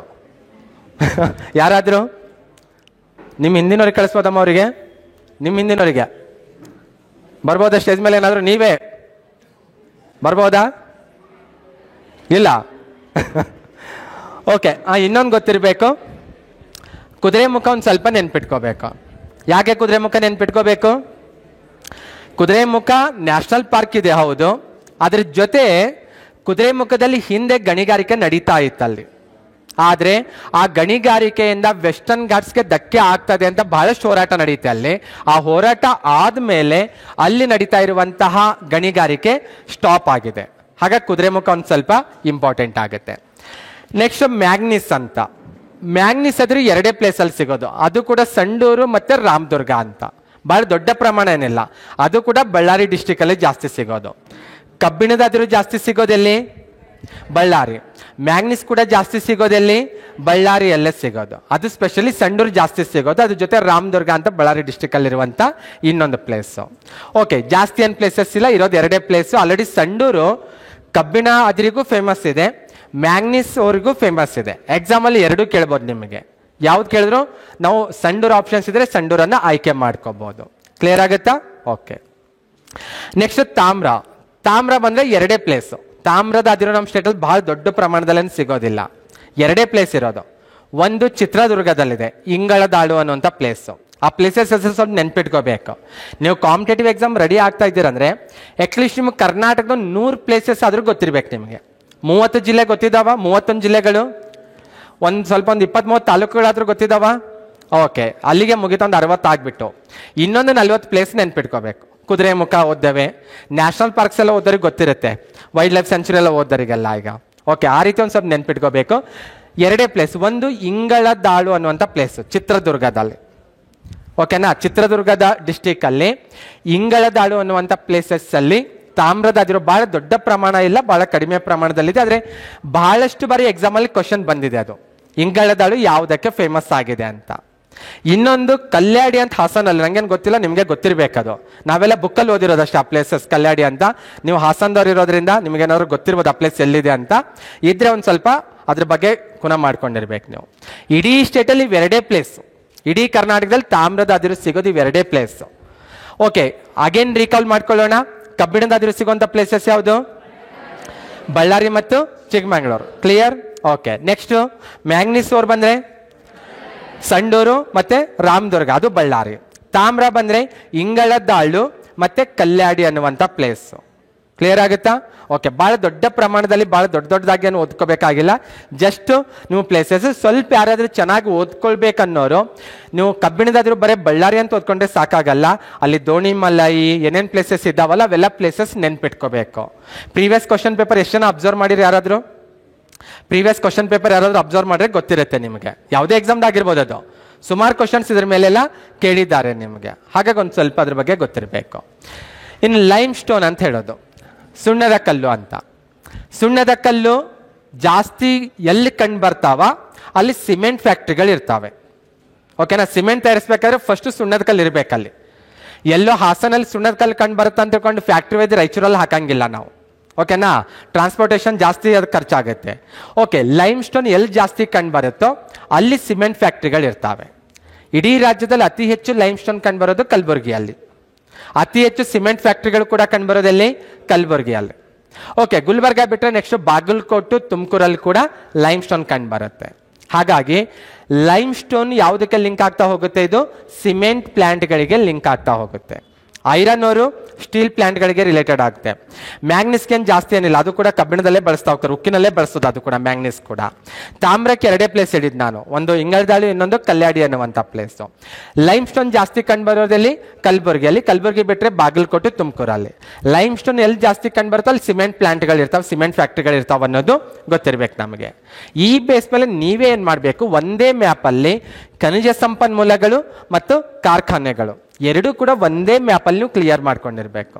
ಅವಾಗ ನಿಮಗೇನಾಗುತ್ತೆ, ಕ್ಲಿಯರ್ ಆಗಿ ಪಿಕ್ಚರ್ ಸಿಗುತ್ತೆ. ಅವ್ರು ಏನೇ ಅಪ್ಲೈಡ್ ಆಗಿ ಕ್ವಶನ್ ಕೇಳಿದ್ರು ಕೂಡ ನೀವು ಆನ್ಸರ್ ಮಾಡ್ಬೋದು. ಇಲ್ಲಾಂದ್ರೆ ಅಪ್ಲೈಡ್ ಆಗಿ ಕ್ವಶನ್ ಕೇಳಿದ್ರೆ ಆನ್ಸರ್ ಮಾಡ್ಲಿಕ್ಕಾಗಲ್ಲ, ಬರೀ ಬೈಪಾಠ ಮಾಡ್ಕೊಂಡೋಗಿ ಆನ್ಸರ್ ಮಾಡಬೇಕಾಗುತ್ತೆ. ಗೊತ್ತಿರಲಿಕ್ಕೆ ಕಾಂಪಿಟೇಟಿವ್ ಎಕ್ಸಾಮ್ ನೀವು ಬೈಪಾಠ ಮಾಡ್ಕೊಂಡೋಗಿ ಎಲ್ಲ ಕ್ವಶನ್ಗೆ ಆನ್ಸರ್ ಮಾಡಲಿಕ್ಕೆ ಇಂಪಾಸಿಬಲ್. ಅದು ಕ್ಲಿಯರ್ ಆಗಿರಬೇಕು. ಬಾಕ್ಸೈಟ್ ಕೊನೆಯದಾಗಿ ಸಿಗೋದು ಇಂಪಾರ್ಟೆಂಟ್ ಆಗಿರೋದು. ಗೋಲ್ಡ್ ಬಿಟ್ಟರೆ ಕೊನೆಯದಾಗಿ ಬಾಕ್ಸೈಟ್ ಅಂತ ಅಲ್ಯೂಮಿನಿಯಂನ ಅದಿರು. ಇದು ಬೆಳಗಾವಿ ಜಿಲ್ಲೆಯಲ್ಲಿ ಅಷ್ಟೇ ಸಿಗೋದಿದು. ಬೆಳಗಾವಿ ಜಿಲ್ಲೆ ಖಾನಾಪುರ ಏರಿಯಾ ಅಂತ, ಖಾನಾಪುರ ಅನ್ನೋ ತಾಲೂಕದು, ಖಾನಾಪುರ ಏರಿಯಾದಲ್ಲಿ. ಬೆಳಗಾವಿಯಲ್ಲಿ ಬಾಕ್ಸೈಟ್ ಸಿಗುತ್ತೆ ಅಂದರೆ ಬೆಳಗಾವಿ ಡಿಸ್ಟಿಕಲ್ಲಿ ಅಲ್ಯೂಮಿನಿಯಂ ಕಂಪ್ನಿ ಇರುತ್ತೆ ಅಂತ ಗೆಸ್ ಮಾಡ್ಬೋದು. ಕ್ಲಿಯರ್ ಆಗುತ್ತೆ ಹೇಳೋದು? ಅಲ್ಯೂಮಿನಿಯಂ ತಯಾರಿಸುವಂಥ ಕಂಪ್ನಿ ಬೆಳಗಾವಿಯಲ್ಲಿ ಇದೆ ಆಲ್ರೆಡಿ. ಅದಕ್ಕೆ ಬೇಸಿಕ್ ಆದಂಥ ಪ್ರಿನ್ಸಿಪಲ್ ರಾ ಮೆಟೀರಿಯಲ್ ಯಾವುದು? ಬಾಕ್ಸೈಟ್ ಬೇಕು. ಹಾಗಾಗಿ ಬೆಳಗಾವಿಯಲ್ಲಿ ಬಾಕ್ಸೈಟ್ ಸಿಗುತ್ತೆ. ಬಾಕ್ಸೈಟ್ ಯಾವುದರ ಅದಿರು? ಇದು ಅಲ್ಯೂಮಿನಿಯಂನ ಅದಿರು. ಅಲ್ಯೂಮಿನಿಯಂ ತಯಾರಿಸುವಂಥ ಕಂಪ್ನಿ ಒಂದು ಬೆಳಗಾವಿಯಲ್ಲಿ ವರ್ಕ್ ಮಾಡ್ತಾ ಇದೆ. ಕ್ಲಿಯರ್ ಆಗ್ತಾ ಇದೆನಾ? ಹಾಗಾಗಿ ಖನಿಜ ಸಂಪನ್ಮೂಲಗಳು ಮತ್ತು ಅದಕ್ಕೆ ಸಂಬಂಧಪಟ್ಟಂಥ ಕಾರ್ಖಾನೆಗಳು ಒಂದೇ ಕಡೆಗೆ ಇರ್ತಾವೆ ಅನ್ನೋದು ಗೊತ್ತಿರಬೇಕು ನಿಮಗೆ. ಕ್ಲಿಯರ್ ಆಗ್ತಾ ಇದೆನಾ? ಒನ್ ಟೈಮ್ ರಿಕಾಲ್ ಮಾಡ್ಕೊಳ್ಳೋಣ. ಐರನ್ ಓರ್ ಎಲ್ಲಿರೋದು? ಬಳ್ಳಾರಿ ಮತ್ತು ಚಿಕ್ಕಮಗಳೂರು. ಬಳ್ಳಾರಿಯಲ್ಲಿ ಒಂದು ಪ್ಲಾಂಟ್ ಇದೆ, ಯಾವುದು? Jindal Vijayanagara iron and steel company ಅಂತಿರೋದು ತೋರಣಗಲ್ಲಲ್ಲಿರೋದು. ಚಿಕ್ಕಮಂಗ್ಳೂರಲ್ಲಿರುವಂಥ ಐರನ್ ಅವ್ರು ಬೇಸ್ ಆಗಿಟ್ಕೊಂಡು ಯಾವುದಿರೋದು ಭದ್ರಾವತಿಯಲ್ಲಿರೋದು Visvesvaraya iron and steel limited ಅಂತಿರೋದು. ಓಕೆನಾ. ಮ್ಯಾಂಗ್ನೀಸ್ ಕೂಡ ಸ್ಟೀಲ್ ತಯಾರಿಕೆಯಲ್ಲಿ ಬಳಸ್ತಾರೆ, ಅದಕ್ಕೆ ಸಪ್ರೇಟ್ ಆದಂಥ ಕಂಪ್ನಿಗಳೇನಿಲ್ಲ. ಮ್ಯಾಂಗ್ನೀಸ್ ಹೆಚ್ಚು ಸಿಗೋದೆಲ್ಲಿ? ಬಳ್ಳಾರಿಯಲ್ಲೇ ಸಿಗೋ ಸಂಡೂರು ಮೇಜರ್ ಆಗಿರುವಂಥ ಪ್ಲೇಸ್ ಅದು. ಓಕೆನಾ. ಲೈಮ್ ಸ್ಟೋನ್ ಜಾಸ್ತಿ ಇರೋದೆಲ್ಲ ಅಂತ ಹೇಳ್ತೇವೆ ಕಲಬುರ್ಗಿಯಲ್ಲಿರೋದು. ಸಿಮೆಂಟ್ ಫ್ಯಾಕ್ಟ್ರಿ ಜಾಸ್ತಿ ಕಂಡುಬರೋದಲ್ಲಿ ಕಲಬುರ್ಗಿಯಲ್ಲಿ ಅಂತ ಹೇಳ್ಬೋದು. ಓಕೆನಾ. ಅದು ಬಿಟ್ಟರೆ ತುಮಕೂರು ಅಲ್ಲೆಲ್ಲ ಸ್ವಲ್ಪ ಕಂಡುಬರುತ್ತೆ. ಇನ್ನು ಬಾಕ್ಸೈಟು ಅಲ್ಯೂಮಿನಿಯಂನ ಅದಿರು ಇಡೀ ಸ್ಟೇಟಲ್ಲಿ ಬೆಳಗಾವಿಯಲ್ಲಿ ಮಾತ್ರ ಕಂಡುಬರೋದಿದು, ಅಲ್ಲಿ ಮಾತ್ರ ಸಿಗೋದು ನೈಸರ್ಗಿಕ ಸಂಪನ್ಮೂಲ ಇದು ಬಂದಾಗ. ಬೆಳಗಾವಿಯಲ್ಲಿ ಒಂದು ಅಲ್ಯೂಮಿನಿಯಂ ಕಂಪ್ನಿ ಕೂಡ ಇರೋದು ಕಂಡುಬರುತ್ತೆ. ಓಕೆನಾ. ತಾಮ್ರದ್ದು ಯಾವುದು ಇಂಪಾರ್ಟೆಂಟ್ ಆಗಿರುವಂಥ ಪ್ಲೇಸಸ್ ಇರೋದು ಎರಡೇ, ಅವು ಕೂಡ ದೊಡ್ಡ ಪ್ರಮಾಣದಲ್ಲೇ ನಿಲ್ಲ, ಸಣ್ಣ ಸಣ್ಣ ಪ್ರಮಾಣದಲ್ಲಿ ಸಿಗುತ್ತೆ. ಅದಕ್ಕೆ ರಿಲೇಟೆಡ್ ಆದಂಥ ಯಾವುದೇ ಕಂಪ್ನಿಗಳು ನಮ್ಮ ಸ್ಟೇಟಲ್ಲಿ ಕಂಡುಬರೋದಿಲ್ಲ. ಕ್ಲಿಯರ್ ಆಗುತ್ತಾ? ಹಾಗಾಗಿ ಇವುಗಳ ಬಗ್ಗೆ ಸ್ವಲ್ಪ ಐಡಿಯಾ ಇರಬೇಕು. ಕೊನೆಯದಾಗಿ ಗೋಲ್ಡ್ ಆದರೆ ಮುಗಿತು, ಖನಿಜ ಸಂಪನ್ಮೂಲಗಳು ಕಂಪ್ಲೀಟ್ ಆಗುತ್ತೆ. ಗೋಲ್ಡ್ 2 ಪ್ಲೇಸಸ್ ಇಂಪಾರ್ಟೆಂಟ್, ಒಂದು KGF, ಇನ್ನೊಂದು ಹಟ್ಟಿ ಅನ್ನೋ ಪ್ಲೇಸ್ ರಾಯಚೂರಲ್ಲಿರೋದು. KGF ಆಲ್ರೆಡಿ ಕ್ಲೋಸ್ಡ್ ಇದು. ಓಕೆನಾ. ಈಗೇನಲ್ಲಿ ಏನಂತಾರೆ ಬಂಗಾರವನ್ನು ಭೂಮಿಯಿಂದ ತೆಗಿತಾ ಇಲ್ಲ. ಬಿಕಾಸ್ 2-3 ರೀಸನ್ ಇದೆ. ಒಂದು, ಜಾಸ್ತಿ ದುಡ್ಡು ಖರ್ಚಾಗ್ತಾ ಇದೆ ಅಲ್ಲಿ. ನಾವಲ್ಲಿ ಏನು ಅದನ್ನ ಗಣಿಗಾರಿಕೆಯಿಂದ ಏನು ಬಂಗಾರ ಪಡ್ಕೊಳ್ತಾ ಇದ್ದೇವಲ್ಲ, ಆ ಬಂಗಾರಕ್ಕಿಂತ ನಾವು ಖರ್ಚು ಮಾಡೋದೇ ಜಾಸ್ತಿ ಆಗ್ತಾ ಇದೆ ಅಲ್ಲಿ. ಅದು ಒಂದು ರೀಸನ್ನು. ಎರಡನೇದು, ನಾವು ಜಾಸ್ತಿ ಆಳದವರೆಗೂ, ಇದು ಓಪನ್ ಪಿಟ್ ಮೆಥಡ್ ಅಲ್ಲ. ಇದು ಓಪನ್ ಪಿಟ್ ಮೆಥಡ್ ಗೊತ್ತಿದೆಯಲ್ಲ ನಿಮಗೆ, ಮೇಲ್ಗಡೆನೆ ಅಗದು ನಾವು ತೆಕ್ಕೊಳ್ಳೋದು. ಇದು ಓಪನ್ ಪಿಟ್ ಅಲ್ಲ, ಇದೊಂದು ರೀತಿ ಸುರಂಗದ ರೀತಿಯಲ್ಲಿ ಕೊರ್ತ್ಕೊಂಡು ಹೋಗೋದು ಇದು. ಹಾಗಾಗಿ ಸುಮಾರು 4 ಇಂಪಾರ್ಟೆಂಟ್ ಆಗಿರುವಂಥ ಮೈನ್ಸ್ ಏರಿಯಾ ಇದಾವಲ್ಲಿ. ನಂದಿದುರ್ಗ ಇದೆ, ಉರಿಗಮ್ ಇದೆ, ಚಾಂಪಿಯನ್ ರಿಫ್ ಮತ್ತು ಮೈಸೂರು ಮೈನ್ಸ್ ಅಂತ. ಇವೆಲ್ಲ ಸುರಂಗಗಳು. ಒಂದಂತೂ ಸುಮಾರು 3200 ಮೀಟರ್ ಅಷ್ಟು ಆಳದವರೆಗೂ ಕೊರೆದುಕೊಂಡು ಹೋಗಿದ್ದಾರೆ. ಅಲ್ಲಿಂದ ನಾವು ಅದ್ರ ತಂದೆ ಅದನ್ನು ಸ್ವಚ್ಛಪಡಿಸಿ ಅದರಿಂದ ಬಂಗಾರ ಪಡ್ತಾ ಇದ್ದೇವಲ್ಲ, ಅದಕ್ಕೆ ಜಾಸ್ತಿ ಹಣ ಹೋಗ್ತಾ ಇದೆ. ಭೂಮಿ ಏನಾಗ್ತಾ ಇದೆ, ಟೊಳ್ಳಾಗ್ತಾ ಇದೆ. ಮೇಲ್ಗಡೆ ಮನೆಗಳೆಲ್ಲ ಬೇಕಲ್ಲ ಈಗ, ಅಲ್ಲಿನ ಜನರಿಗೆ ಬೇಕಲ್ಲ ಈಗ. ಮೇಲ್ಗಡೆ ಏನು ಡೆವಲಪ್ಮೆಂಟ್ ಮಾಡಲಿಕ್ಕೆ ಆಗ್ತಾ ಇಲ್ಲ. ಹಾಗಾಗಿ KGF ಕ್ಲೋಸ್ ಆಗಿದೆ. ಆದರೆ ಆ 4 ಪ್ಲೇಸಸ್ ನಿಮಗೆ ಗೊತ್ತಿರಬೇಕು. ನಂದಿದುರ್ಗ ಗೊತ್ತಿರಬೇಕು, ಉರಿಗಮ್ಮು, ಚಾಂಪಿಯನ್ ರಿಫ್ ಮತ್ತು ಮೈಸೂರು ಮೈನ್ಸ್. ನೀವು ಪರ್ಟಿಕ್ಯುಲರ್ ಉರಿಗಮ್ ಅಂದರೆ ಏನಂತ ಕೇಳಿಬಿಡ್ತಾರೆ, ಫಸ್ಟ್ ಆಪ್ಷನ್ಸೇ ಕೊಟ್ಟಿರ್ತಾರೆ. KGF ಚಲನಚಿತ್ರದಲ್ಲಿದ್ದಂಥ ವಿಲನ್ ಅಂತ ಕೊಟ್ಬಿಡ್ತಾರೆ ನಿಮಗೆ. ಹಾಗಂತ ಖುಷಿಯಾಗಿ ಹಾಕಿಬಿಡ್ಬಾರ್ದು ಮತ್ತೆ ನಿಮಗೆ. ಓಕೆನಾ. ಆ ಪ್ಲೇಸಸ್ ಬಹಳ ಕ್ಲಿಯರ್ ಆಗಿ ನೆನ್ಪಿಟ್ಕೋಬೇಕು. ಚಾಂಪಿಯನ್ ರಿಫ್ ಬಹಳ ಸರಿ ರಿಪೀಟ್ ಆಗಿದೆ ನಿಮಗೆ. ಜಗತ್ತಿನ ಅತ್ಯಂತ ಆಳವಾದಂತಹ ಡೀಪ್ ಆಗಿರುವಂಥ ಮೈನ್ಸ್ಗಳಲ್ಲಿ ಅದು ಕೂಡ ಒಂದು. ಮುಂಚೆಲ್ಲ 4th 3rd ಪ್ಲೇಸಲ್ಲಿತ್ತು, ಈಗ 9th ಪ್ಲೇಸಿಗೆ ಏನೋ ಬಂದಿದೆ. ಬೇರೆ ಬೇರೆ ಕಡೆಗೆಲ್ಲ ಗಣಿಗಾರಿಕೆ ನಡೀತಾ ಇರುತ್ತಲ್ಲ, ಅವರೆಲ್ಲ ಇನ್ನೂ ಡೀಪಿಗೆ ಹೋಗಿ ಅದ್ರ ಪಡ್ಕೊಳ್ತಾ ಇದ್ದಾರೆ. ನಾವು ಸ್ಟಾಪ್ ಮಾಡಿದ್ದೇವೆ. ಚಾಂಪಿಯನ್ ರಿಫ್ ಬಹಳ ಸರಿ ಕೇಳಿದ್ದಾರೆ ನಿಮಗೆ. ಅದು ಕ್ಲಿಯರ್ ಆಗುತ್ತಾ? ಇವು 4 ಪ್ಲೇಸಸ್ಗಳ ಇಡೀ KGF ಅಲ್ಲಿ ಬಂಗಾರವನ್ನು ತೆಗಿಲಿಕ್ಕಿದ್ದಂಥ ಗಣಿಗಾರಿಕೆ ಸ್ಥಳಗಳಂತ ಗುರುತಿಸೋದು. ಅದ್ರ ಪ್ರೆಸೆಂಟಾಗಲ್ಲಿ ತೆಗಿತಾ ಇಲ್ಲ, ಅದು ಕ್ಲೋಸ್ ಮಾಡಿದ್ದಾರೆ ಅನ್ನೋದು ಗೊತ್ತಿರಬೇಕು. ರಾಯಚೂರು ಓಕೆ, ಅದು ರನ್ನಿಂಗ್ ಅಲ್ಲಿರೋದು ಈಗ. ಈ ಪ್ರೆಸೆಂಟ್ ನಮಗೆ ಇರೋದು ಇಡೀ ದೇಶದಲ್ಲಿ ಇರೋದು ಹೆಚ್ಚು ಕಡಿಮೆ ಅದೊಂದೇ ಸೋರ್ಸ್ ಜಾಸ್ತಿ ಇರೋದಂದ್ರೆ ಹಟ್ಟಿ ಗೋಲ್ಡ್ ಫೀಲ್ಡ್ ಅಂತ ಕರೆಯೋದು. ಹಟ್ಟಿ ಯಾವ ಪ್ಲೇಸ್, ಯಾವ ಡಿಸ್ಟಿಕ್ ಅಲ್ಲಿ ಇದೆ ಅಂತ ಕೇಳ್ತಾರೆ ನಿಮಗೆ. ಫಸ್ಟ್ ಆಫ್ ಆಲ್ ಇದು ಇರೋದು ಯಾವುದು? ರಾಯಚೂರು ಡಿಸ್ಟಿಕ್ ಗೊತ್ತಿರಬೇಕು. ಪ್ಲೇಸ್ ಯಾವುದು? ಹಟ್ಟಿ ಅನ್ನುವಂಥ ಸ್ಥಳ. ಓಕೆನಾ. ಸ್ಪೆಷಲಿ ಇಲ್ಲಿ ಬಂದಾಗ ಹಟ್ಟಿ ಗೋಲ್ಡ್ ಮೈನ್ಸ್ ಕಂಪ್ನಿ ಅನ್ನೋದೇ ಅಲ್ಲಿ ಗಣಿಗಾರಿಕೆ ನಡೆಸ್ತಾ ಇರೋದು. ಸ್ಪೆಷಲಿ ಇಲ್ಲೂ ಕೂಡ ಒಂದು 6 ಪ್ಲೇಸಸ್ಗಳಿದ್ದಾವೆ. ಅಲ್ಲಲ್ಲಿ ಪ್ಲೇಸಸ್ಗಳನ್ನು ಗುರುತಿಸಿದ್ದಾರೆ. ಅದರಲ್ಲಿ ಒಂದು ಇಂಪಾರ್ಟೆಂಟ್ ಓಕಲ್ಲಿ ಅನ್ನುವಂಥ ಒಂದು ಏರಿಯಾ ಇಂಪಾರ್ಟೆಂಟ್ ನಿಮಗೆ. ಇವೆಲ್ಲ ಎಕ್ಯುರೇಟ್ ಆಗಿ ನೆನ್ಪಿಟ್ಕೋಬೇಕಿದು. ಇಡೀ ಹಟ್ಟಿ ಗೋಲ್ಡ್ ಫೀಲ್ಡ್ ಏರಿಯಾದಲ್ಲಿ 6 ಏರಿಯಾ, ನಾವೇ ನಂದಿದುರ್ಗ ಮೈಸೂರು ಎಲ್ಲ ಓದ್ಯವಲ್ವ ಹಿಂದಿನ ಸ್ಲೈಡಲ್ಲಿ ಬಂದಾಗ, ಆ ರೀತಿಯ ಹಟ್ಟಿ ಗೋಲ್ಡ್ ಫೀಲ್ಡ್ ಏರಿಯಾದಲ್ಲಿ ಬಂದಾಗ 6 ಏರಿಯಾದಲ್ಲಿ ಗಣಿಗಾರಿಕೆ ನಡೀತಾ ಇದೆ ಪ್ರೆಸೆಂಟ್ ಆಗಿ. ಅದರಲ್ಲಿ ಓಕಲಿ ಅನ್ನುವಂಥ ಬೆಣಚುಕಲ್ನ ಪ್ರದೇಶ ಇಂಪಾರ್ಟೆಂಟ್. ಮತ್ತು ಇನ್ನೊಂದು ಗಮನಿಸಬೇಕು, ಮ್ಯಾಕ್ಸಿಮಮ್ ಗೋಲ್ಡ್ ಯಾವ ಕಲ್ಲಲ್ಲಿ ಕಂಡು ಬರುತ್ತೆ ಅಂದರೆ ಬೆಣಚುಕಲ್ ಅನ್ನೋದು ಕೂಡ ಗೊತ್ತಿರಬೇಕು ನಿಮಗೆ. ಅದೊಂದು ಕಲ್ಲಿನಲ್ಲೇ ಬೆಣಚುಕಲ್ ಅಂತ ಗುರುತಿಸ್ತೇವೆ, ಆ ಕಲ್ಲಲ್ಲಿ ಜಾಸ್ತಿ ಗೋಲ್ಡ್ ಇರುತ್ತೆ ಅನ್ನೋದು ಕೂಡ ಗೊತ್ತಿರಬೇಕು. ಓಕೆ, ಇದೆಲ್ಲ 9th ಕ್ಲಾಸ್ ಬುಕ್ಕಲ್ಲೇ ಸಿಗುತ್ತೆ ನಿಮಗೆ ಮ್ಯಾಕ್ಸಿಮಮ್. ಹಾಗಾಗಿ ನಾನು ಹೇಳಿದ್ದು ಈ ಸಂಡೇ ಒಳಗಡೆ ನೀವೇನು ಮಾಡಬೇಕು, 9th ಕ್ಲಾಸ್ ಜಿಯೋಗ್ರಫಿ ಪರ್ಫೆಕ್ಟಾಗಿ ಮುಗಿಸಿ, ಪಾಸಿಬಿಲಿಟಿ ಆದರೆ ಒಂದು ಕಡೆ ನೋಟ್ಸ್ ಮಾಡ್ಕೊಂಡು ಬಿಡೋದು ಬೆಟರ್. ಒಂದು ಸ್ವಲ್ಪ ಮ್ಯಾಪ್ಸ್ ಎಲ್ಲ ಇಟ್ಕೊಂಡು ಮ್ಯಾಪ್ಸಲ್ಲಿ ಒಂದು ಸ್ವಲ್ಪ ನೋಟ್ಸು, ಒಂದು ಸ್ವಲ್ಪ ನೋಟ್ಬುಕ್ಕಲ್ಲಿ ಒಂದು ಸ್ವಲ್ಪ ನೋಟ್ಸ್ ಮಾಡಿಕೊಂಡ್ರೆ ಬಹುತೇಕ ನಿಮಗೆ ಒಂದು ಐಡಿಯಾ ಸಿಗುತ್ತೆ ಅಂತ ಹೇಳ್ಬೋದು. ಕೈಗಾರಿಕೆಗೆ ಬರೋಣ. ಈಗ ಕೈಗಾರಿಕೆ ಆಲ್ರೆಡಿ ನಾನು ಹೇಳ್ದಲ್ಲ ನಿಮಗೆ, ಜಾಸ್ತಿ ಏನು ನಮಗೆ ವರ್ಕ್ ಮಾಡೋಂಥ ಅವಶ್ಯಕತೆ ಇಲ್ಲ. ಆಲ್ರೆಡಿ ಕೆಲವೊಂದು ಕೈಗಾರಿಕೆಗಳು ಕಂಪ್ಲೀಟ್ ಆಗಿದಾವೆ ನಮಗೆ. ಈಗ ಐರನ್ ಕಂಪ್ನಿಗಳೆಲ್ಲ, ಐರನ್ ಅಂಡ್ ಸ್ಟೀಲ್ ಇಂಡಸ್ಟ್ರಿ ಎಲ್ಲಿ ಕಂಡು ಬರುತ್ತೆ? ಒಂದು ಬಳ್ಳಾರಿ ತೋರಣಗಲ್ ಅನ್ನೋಂಥ ಪ್ಲೇಸೇ ನೆನ್ಪಿಟ್ಕೋಬೇಕು. Jindal Vijayanagara iron and steel company private ಸೆಕ್ಟ್ರಲ್ಲಿ ಇರೋದದು, ಖಾಸಗಿಯವರ ಒಡೆತನದಲ್ಲಿರೋದದು. ಅದು ಬಿಟ್ಟರೆ ನೆಕ್ಸ್ಟ್ ಯಾವುದು? ಭದ್ರಾವತಿಯಲ್ಲಿ ಶಿವಮೊಗ್ಗ ಡಿಸ್ಟಿಕ್ಕು ಭದ್ರಾವತಿಯಲ್ಲಿ Visvesvaraya iron and steel company ಅಂತ. ಆಲ್ರೆಡಿ ನೀವು ಹಿಸ್ಟ್ರಿಯಲ್ಲೂ ಓದಿರ್ತೀರ ನೀವು. ಮೈಸೂರು ಒಡೆಯರ ಇದ್ರಲ್ಲಿ ಬಂದಾಗ ದಿವಾನರ ಇತಿಹಾಸ ಓದ್ತೇವಲ್ಲ ನಾವೀಗ, 1912ರಿಂದ 18ವರೆಗೂ ವಿಶ್ವೇಶ್ವರಯ್ಯರ ಇತಿಹಾಸ ಏನು ಓದ್ತೇವಲ್ವಾ, ಅಲ್ಲೂ ಕೂಡ ನೀವು ಈ ಕಂಪ್ನಿ ಬಗ್ಗೆ ಡಿಸ್ಕಷನ್ ಮಾಡಿರ್ತೀರಾ. ಅಥವಾ ಅದಾದಮೇಲೆ ಅವ್ರು ಸ್ಟಾರ್ಟ್ ಮಾಡೋದು ಆ್ಯಕ್ಚುಲಿ ಬಂದಾಗ 1923ರಲ್ಲಿ ಸ್ಟಾರ್ಟ್ ಆಗುತ್ತೆ. ಇದು ಕೂಡ ಇತ್ತೀಚೆಗೆ ಸುದ್ದಿಯಲ್ಲಿದೆ. ಇದು ಕ್ಲೋಸ್ ಮಾಡಬೇಕಂತ ಕೆಲವೊಂದು ಪ್ರಯತ್ನಗಳು ನಡೀತಾ ಇದ್ದಾವೆ. ಓಕೆ, ಹಾಗಾಗಿ ಇದು ಭದ್ರಾವತಿಯಲ್ಲಿರೋದು, ಕ್ಲಿಯರ್ ಆಗಿ ಗೊತ್ತಿರಬೇಕು. ಭದ್ರಾವತಿ ಯಾವ ಡಿಸ್ಟಿಕಲ್ಲಿರೋದು? ಶಿವಮೊಗ್ಗ ಡಿಸ್ಟಿಕಲ್ಲಿರೋದು. ಯಾವ ನದಿ ತೀರದಲ್ಲಿರೋದು? ಯಾವ ನದಿ ತೀರದಲ್ಲಿರೋದು? ಆ ಹೆಸರಲ್ಲೇ ಇದೆ, ಭದ್ರಾ ನದಿ ತೀರದಲ್ಲಿರೋದು. ಆಲ್ಮೋಸ್ಟ್ ಅಲ್ಲಿ ಕೈಗಾರಿಕೆಗಳು ಅವುಗಳಿಗೆ ಪ್ರಿನ್ಸಿಪಲ್ ರಾ ಮೆಟೀರಿಯಲ್ ಎಲ್ಲಿ ಸಿಗುತ್ತೋ ಆ ಏರಿಯಾದಲ್ಲಿರ್ತವೆ. ಆಲ್ಮೋಸ್ಟ್ ಅಲ್ಲಿ ಕೈಗಾರಿಕೆಗಳು ನದಿಗೆ ಬಹಳಷ್ಟು ಸಮೀಪದಲ್ಲಿರ್ತವೆ. ಯಾಕಂದ್ರೆ ನೀರು ಬೇಕು ಜಾಸ್ತಿ. ಒಂದ್ ಕಡೆ ನೀರು ಬೇಕು, ಒಂದ್ ಕಡೆ ತಮ್ಮ ವೇಸ್ಟ್ ಅನ್ನು ಬಿಡ್ಲಿಕ್ಕೂ ಕೂಡ ನೀರು ಬೇಕಾಗತ್ತೆ. ಎರಡೂ ರೀಸನ್ಗಾಗಿ ನೀರಿನ ಮೂಲ ಇರಲ್ಲೇ ಕಾರ್ಖಾನೆಗಳಿರ್ತಾವ ಅಂತ ಹೇಳೋದು. 1923ರಲ್ಲಿ ಸ್ಟಾರ್ಟ್ ಆಗುತ್ತೆ. ಆರಂಭದಲ್ಲಿ ಇದಕ್ಕೆ MISCO, Mysuru iron and steel company ಅಂತ ಕರಿತಾ ಇದ್ರು. ಆಮೇಲೆ ವಿಶ್ವೇಶ್ವರಯ್ಯ ಅವರ ಒಂದು ಕಾಳಜಿಯಿಂದ ಅವರ ಇದರಲ್ಲಿ ಅಸ್ತಿತ್ವಕ್ಕೆ ಬಂದಿರೋದ್ರಿಂದ ಅವರ ಸ್ಮರಣಾರ್ಥವಾಗಿ ಅದಕ್ಕೆ Visvesvaraya iron and steel company ಅಂತ ನಾಮಕರಣ ಮಾಡಲಾಗುತ್ತೆ. ಪ್ರೆಸೆಂಟ್ ಸೇಲ್ ಅಂಡರಲ್ಲಿರೋದು steel authority of India limited ಅಂತಿರೋದು. ಅವ್ರು ಇದನ್ನು ನೋಡ್ಕೊಂಡು ಹೋಗ್ತಾ ಇರೋದು. ದಕ್ಷಿಣ ಭಾರತದ ಮೊದಲ ಆಧುನಿಕ ಕಬ್ಬಿಣ ಮತ್ತು ಉಕ್ಕಿನ ಕಾರ್ಖಾನೆ ಇದು. ಹಾಗಾಗಿ ಅದು ಇಂಪಾರ್ಟೆಂಟ್ ಆಗುತ್ತೆ. ಮೈಸೂರು ಒಡೆಯರದ್ದು ಸಾಕಷ್ಟು ಅಚೀವ್ಮೆಂಟ್ ಇದ್ದಾವೆ. ಭದ್ರಾವತಿ ಅವರ ಕಾಲದಲ್ಲಿ ಬಂದಾಗ ಕೈಗಾರಿಕಾ ಕೇಂದ್ರವಾಗಿ ಡೆವಲಪ್ ಆಗಿತ್ತು. ಹಾಗಾಗಿ ಇದನ್ನು ಕ್ಲಿಯರ್ ಆಗಿ ಸ್ವಲ್ಪ ನೆನ್ಪಿಟ್ಕೋಬೇಕು. ಜಿಂದಾಲ್ ಆಲ್ರೆಡಿ ಗೊತ್ತಾಗಿದೆ ನಿಮಗೆ, ತೋರಣಗಲ್ಲಿರೋದು, ಬಳ್ಳಾರಿ ಡಿಸ್ಟಿಕಲ್ಲಿರೋದು. ಪ್ರೈವೇಟ್ ಸೆಕ್ಟ್ರಲ್ಲಿ ಇರುವಂಥದ್ದು ಇದು. 2001ರಲ್ಲಿ ಸ್ಟಾರ್ಟ್ ಆಗಿರೋದು. ಆ್ಯಕ್ಚುಲಿ ಇದು ಇತಿಹಾಸ ಬಹಳಷ್ಟಿದೆ. ಇದು 4ನೇ ಪಂಚವಾರ್ಷಿಕ ಯೋಜನೆಯಲ್ಲೇ ಸ್ಟಾರ್ಟ್ ಮಾಡಬೇಕಂತಿರುತ್ತೆ. ಬೇರೆ ಬೇರೆ ಕಾರಣಕ್ಕಾಗೋದು ಸ್ಟಾರ್ಟ್ ಆಗಲ್ಲ. ಕೊನೆಗೆ 2001ರಲ್ಲಿದು ಪ್ರೈವೇಟ್ ಸೆಕ್ಟ್ರಲ್ಲಿ ಇದು ಸ್ಟಾರ್ಟ್ ಆಗುತ್ತೆ. ಖಾಸಗಿ ಒಡೆತನದಲ್ಲಿ ಈ ಕಾರ್ಖಾನೆ ನಡೀತಾ ಇದೆ ಅನ್ನೋದು ಗೊತ್ತಿರಬೇಕು. ಇಡೀ ಸ್ಟೇಟಲ್ಲಿ ಇವೆರಡೇ ಇಂಪಾರ್ಟೆಂಟ್ ನಮಗೆ. ಒಂದು ಭದ್ರಾವತಿ, ಇನ್ನೊಂದು ತೋರಣಗಲ್ಲಲ್ಲಿರುವಂಥ ವಿಜಯನಗರ ಸ್ಟೀಲ್ ಕಂಪ್ನಿ ಇಂಪಾರ್ಟೆಂಟ್ ಆಗುತ್ತೆ. ಅಲ್ಯೂಮಿನಿಯಂ ಇಂಡಸ್ಟ್ರಿ ಎಲ್ಲಂತ ಹೇಳಿದೆ ನಾನು ಅವಾಗಲೇ, ಬೆಳಗಾವಿ. ಯಾಕೆ ಬೆಳಗಾವಿ? ಅಲ್ಯೂಮಿನಿಯಂಗೆ ಏನು ಬೇಕು? ಬಾಕ್ಸೈಟ್ ಬೇಕು. ಬಾಕ್ಸೈಟ್ ಎಲ್ಲಿ ಸಿಗುತ್ತೆ? ಬೆಳಗಾವಿಯ ಖಾನಾಪುರ ಏರಿಯಾದಲ್ಲಿ ಸಿಗುತ್ತೆ. ಹಾಗಾಗಿ ಬೆಳಗಾವಿಯಲ್ಲಿ ಇದೊಂದೇ ಕಂಪ್ನಿ ಇರೋದು ಇಂಪಾರ್ಟೆಂಟ್ ಆಗಿರೋದು ನಮ್ಮ ಸ್ಟೇಟಲ್ಲಿ. ಹಾಗಾಗಿ ಇದೊಂದು ಸ್ವಲ್ಪ ನಿಮಗೆ ಕ್ಲಿಯರ್ ಆಗಿ ಗೊತ್ತಿರಬೇಕು. ಸಿಮೆಂಟ್ ಫ್ಯಾಕ್ಟ್ರಿಗಳು ಎಲ್ಲಿ ಕಂಡು ಬರ್ತವೆ? ಎಲ್ಲಿ ಲೈಮ್ ಸ್ಟೋನ್ ಜಾಸ್ತಿ ಇರುತ್ತೋ ಅಲ್ಲಿ ಸುಣ್ಣದ ಕಲ್ಲು ಸಿಗಬೇಕು. ಎಲ್ಲಿ ಜಾಸ್ತಿ ಸುಣ್ಣದ ಕಲ್ಲಿರೋದು? ಓಕೆ, ಕಲಬುರಗಿಯಲ್ಲಿರೋದು.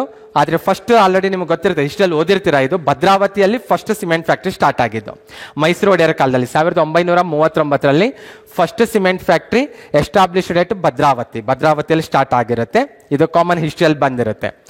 ಓಕೆ, ಆದರೆ ಈಗ ಅತಿ ಹೆಚ್ಚು ಇರೋದಲ್ಲಿ ಕಲಬುರಗಿ ಡಿಸ್ಟಿಕಲ್ಲಿ. ಕೆಲವೊಂದು ಪ್ಲೇಸಸ್ ಗೊತ್ತಿರಬೇಕು ನಿಮಗೆ. ವಾಡಿ ಅಂತ ಪ್ಲೇಸ್ ಇದೆ, ಶಹಾಬಾದ್ ಅಂತ, ಸೇಡಮು, ಚಿತ್ತಾಪುರು, ಇವೆಲ್ಲ ಪ್ಲೇಸಸ್ಸಲ್ಲಿ ದೊಡ್ಡ ದೊಡ್ಡದಾದಂಥ ಸಿಮೆಂಟ್ ಪ್ಲ್ಯಾಂಟ್ಗಳು ವರ್ಕ್ ಮಾಡ್ತಾ ಇದ್ದಾವೆ. ಇನ್ನು ಬಿಟ್ಟರೆ ಬಾಗಲಕೋಟ್ ಪ್ಲೇಸಲ್ಲೂ ಒಂದು ಸ್ವಲ್ಪ ಇವೆ. ಮುದ್ದಾಪುರ, ಕಲ್ಲದಗಿ, ಬಾಗಲಕೋಟ್ ಆಗಿರ್ಬೋದು. ಈವನ್ ತೋರಣಗಲ್ಲು, ಬಳ್ಳಾರಿ ಡಿಸ್ಟಿಕ್ ಅನ್ನೋದೇವಲ್ಲ, ಅಲ್ಲೂ ಕೂಡ ಇದೆ. ಈವನ್ ಹಾಸನಲ್ಲೂ ಒಂದು ಪ್ಲ್ಯಾಂಟ್ ಇದೆ, ಹೇಮಾವತಿ ಸಿಮೆಂಟ್ ಇಂಡಸ್ಟ್ರೀಸ್ ಅಂತಿದೆ. ತುಮಕೂರಲ್ಲಿ ಅಮ್ಮಸಂದ್ರ ಅಂತಿದೆ. ಇನ್ನು ತೊಂಡೆಬಾವಿ ಅಂತ ಚಿಕ್ಕಬಳ್ಳಾಪುರಲ್ಲಿ. ಈ ಪ್ಲೇಸಸ್ ಎಲ್ಲ ಒಂದು ಸ್ವಲ್ಪ ನಿಮಗೆ ಗೊತ್ತಿರಬೇಕು. ನೀವು ಅಟ್ಲಾಸ್ ಏನಾದರೂ ವರ್ಕ್ ಮಾಡ್ತಿದ್ರೆ ಅಂದರೆ ಈ ಪ್ಲೇಸಸ್ ಎಲ್ಲ ಒಂದು ಸ್ವಲ್ಪ ಹೈಲೈಟ್ ಮಾಡಿ ನೆನ್ಪಿಟ್ಕೋಬೇಕು. ಓಕೆನಾ? ಈ ತೊಂಡೆಬಾವಿಯಲ್ಲಿ ಯಾವ ಪ್ಲಾಂಟ್ ಇದೆ ಅಂತ ಕೇಳ್ಬೋದು, ಅಥವಾ ಈ ಪ್ಲೇಸಸ್ ಬೇರೆ ಬೇರೆ ಆ್ಯಂಗಲಲ್ಲಿ ಕೇಳುವಂಥ ಪಾಸಿಬಿಲಿಟಿ ಇರುತ್ತೆ. ಹಾಗಾಗಿ ನಾನು ಹೇಳಿದ್ದು ಮಿನಿಮಮ್ ನಿಮಗೊಂದು 100ರಿಂದ 150 ಪ್ಲೇಸಸ್ ಗೊತ್ತಿರಬೇಕು ಕರ್ನಾಟಕದ್ದು. ಅದು ನದಿಗಳದ್ದಾಗಿರ್ಬೋದು, ಅದಿರುಗಳಾಗಿರ್ಬೋದು, ಕಾರ್ಖಾನೆಗಳಾಗಿರ್ಬೋದು, ಅಥವಾ ಯಾವುದೋ ವಿಷಯದಲ್ಲಿರ್ಬೋದು. ಒಟ್ಟಿನಲ್ಲಿ ಒಂದು ಮಿನಿಮಮ್ ಒಂದು 100ರಿಂದ 150 ಪ್ಲೇಸಸ್ ಆದರೂ ನಿಮಗೆ ಗೊತ್ತಿರಬೇಕು. ಆ ಬೇಸ್ ಮೇಲೆ ಸುಮಾರು ಕ್ವಶನ್ಸ್ಗಳಿಗೆ ನೀವು ಆನ್ಸರ್ ಮಾಡ್ಬೋದು. ಮತ್ತೆಲ್ಲ ಓದ್ಕೊಂಡು ಹೋಗ್ಬೇಕಂತೇನಿಲ್ಲ. ಎಕ್ಸಾಮ್ ಹಾಲಲ್ಲಿ ನೀವು ಯಾವಾಗೋ ಓದಿದ್ದು ಯಾವಾಗೋ ಹೆಲ್ಪ್ ಆಗ್ತಾ ಇರುತ್ತೆ. ಹಾಗಾಗಿ ಒಂದು ಸ್ವಲ್ಪ ಅಬ್ಸರ್ವ್ ಮಾಡಬೇಕು. ಪೇಪರ್ ಇಂಡಸ್ಟ್ರಿ ಇರೋದು 2 ಇಂಪಾರ್ಟೆಂಟು. ಒಂದು, ಫಸ್ಟ್ ಪೇಪರ್ ಮಿಲ್ ಸ್ಟಾರ್ಟ್ ಆಗಿದ್ದಲ್ಲಿ ಭದ್ರಾವತಿಯಲ್ಲಿ. ಅಗೇನ್ ನಾನು ಹೇಳಿದೆ, ಮೈಸೂರು ಒಡೆಯರ ಕಾಲದಲ್ಲಿ ಬಂದಾಗ ಸಾಕಷ್ಟು ಕಾರ್ಖಾನೆಗಳು ಭದ್ರಾವತಿಯಲ್ಲಿ ಸ್ಟಾರ್ಟ್ ಆಗ್ತವೆ. ಅದರಲ್ಲಿ ಪೇಪರ್ ಮಿಲ್ ಕೂಡ ಒಂದು.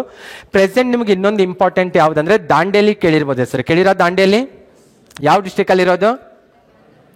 ಯಾವುದು? ಉತ್ತರ ಕನ್ನಡ. ಯಾವ ನದಿ ತೀರದಲ್ಲಿ ಏನಾದರೂ ಐಡಿಯಾ? ಯಾವುದು? ಕಾಳಿ ನದಿ ತೀರದಲ್ಲಿರೋದು.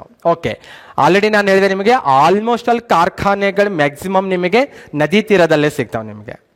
ಹಾಗಾಗಿ ಅದು ನೆನ್ಪಿಟ್ಕೋಬೇಕು. West coast paper mill. ನೀವು ಯಾವುದೇ ಜೆರಾಕ್ಸ್ ಅಂಗಡಿಗೆ ಹೋಗ್ರಿ, ನೀವು ನಿಮ್ಗೆ ಆ ಪೇಪರ್ ಕಂಪ್ನಿದೆಲ್ಲ ಪೇಪರ್ಗಳು ಸಿಗ್ತಾ ಇರ್ತಾವೆ. ಅದೇನು ಸೆಟ್ ಇರುತ್ತಲ್ಲ ಒಂದು ಸೀಟ್ಗಳದ್ದು, ಆ ಕವರ್ ಪೇಪರ್ ಮೇಲೆ ಇರುತ್ತೆ ಅಡ್ವರ್ಟೈಸ್ ಎಲ್ಲ, ಆ ಕಂಪ್ನಿದೆಲ್ಲ ನೇಮ್ ಎಲ್ಲ ಇರುತ್ತೆ. ಒಂದು ಸ್ವಲ್ಪ ಅಬ್ಸರ್ವ್ ಮಾಡ್ಬೇಕು ನೀವು ಅದನ್ನು.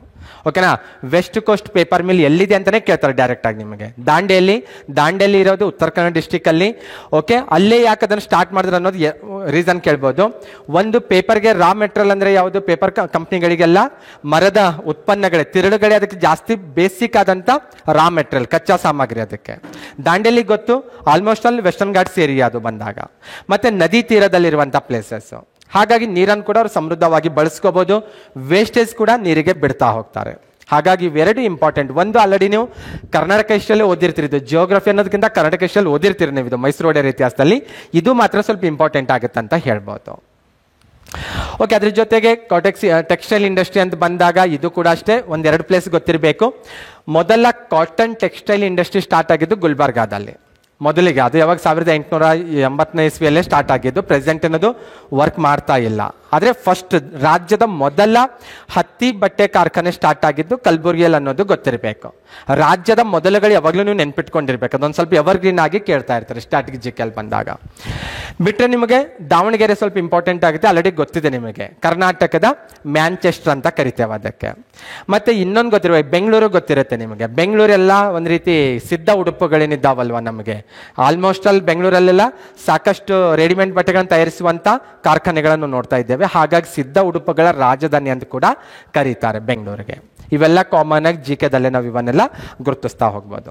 ಹಾಗಾಗಿ ಇಂಡಸ್ಟ್ರೀಸ್ ಅಂತ ಬಂದಾಗ ಮತ್ತೆ ನೀವು ಖನಿಜ ಸಂಪನ್ಮೂಲ ಬಂದಾಗ ಎರಡೂ ಒಂದಕ್ಕೊಂದು ಲಿಂಕ್ ಮಾಡ್ತಾ ಏನು ಮಾಡ್ಬೋದು, ನಾವು ಈಸಿಯಾಗಿ ನೆನ್ಪಿಟ್ಕೋಬೋದು. ಆದರೆ ಇವೆಲ್ಲವೂ ಕೂಡ ಮ್ಯಾಪಲ್ಲಿ ಒಂದು ಸ್ವಲ್ಪ ವರ್ಕ್ ಮಾಡಬೇಕು. ನೀವು ಆ ಪ್ಲೇಸಸ್ ಐಡೆಂಟಿಫೈ ಮಾಡಬೇಕು, ಯಾರೋ ಮಾರ್ಕ್ ಹಾಕಿ ಅವನ್ನ ಸ್ವಲ್ಪ ನೋಟ್ ಮಾಡಿಕೊಂಡ್ರೆ ಈಸಿಯಾಗಿ ನೀವು ಇದನ್ನು ನೋಟ್ ಮಾಡ್ಕೋಬೋದು. ಅದ್ರ ಜೊತೆ ಎಡಿಷ್ನಲ್ ಆಗಿ ಪಾಯಿಂಟ್ಸ್, ಎಕ್ಯುರೇಟ್ ಪಾಯಿಂಟ್ಸ್ ಏನು ಬೇಕಲ್ಲ ಅವನ್ನ ಬೇಕಾದ್ರೆ ಅಲ್ಲಲ್ಲೇ ಕೀ ಪಾಯಿಂಟ್ಸ್ ಆಗಿ ನೋಟ್ ಮಾಡ್ಕೊಂಡು ಹೋಗ್ಬೋದು.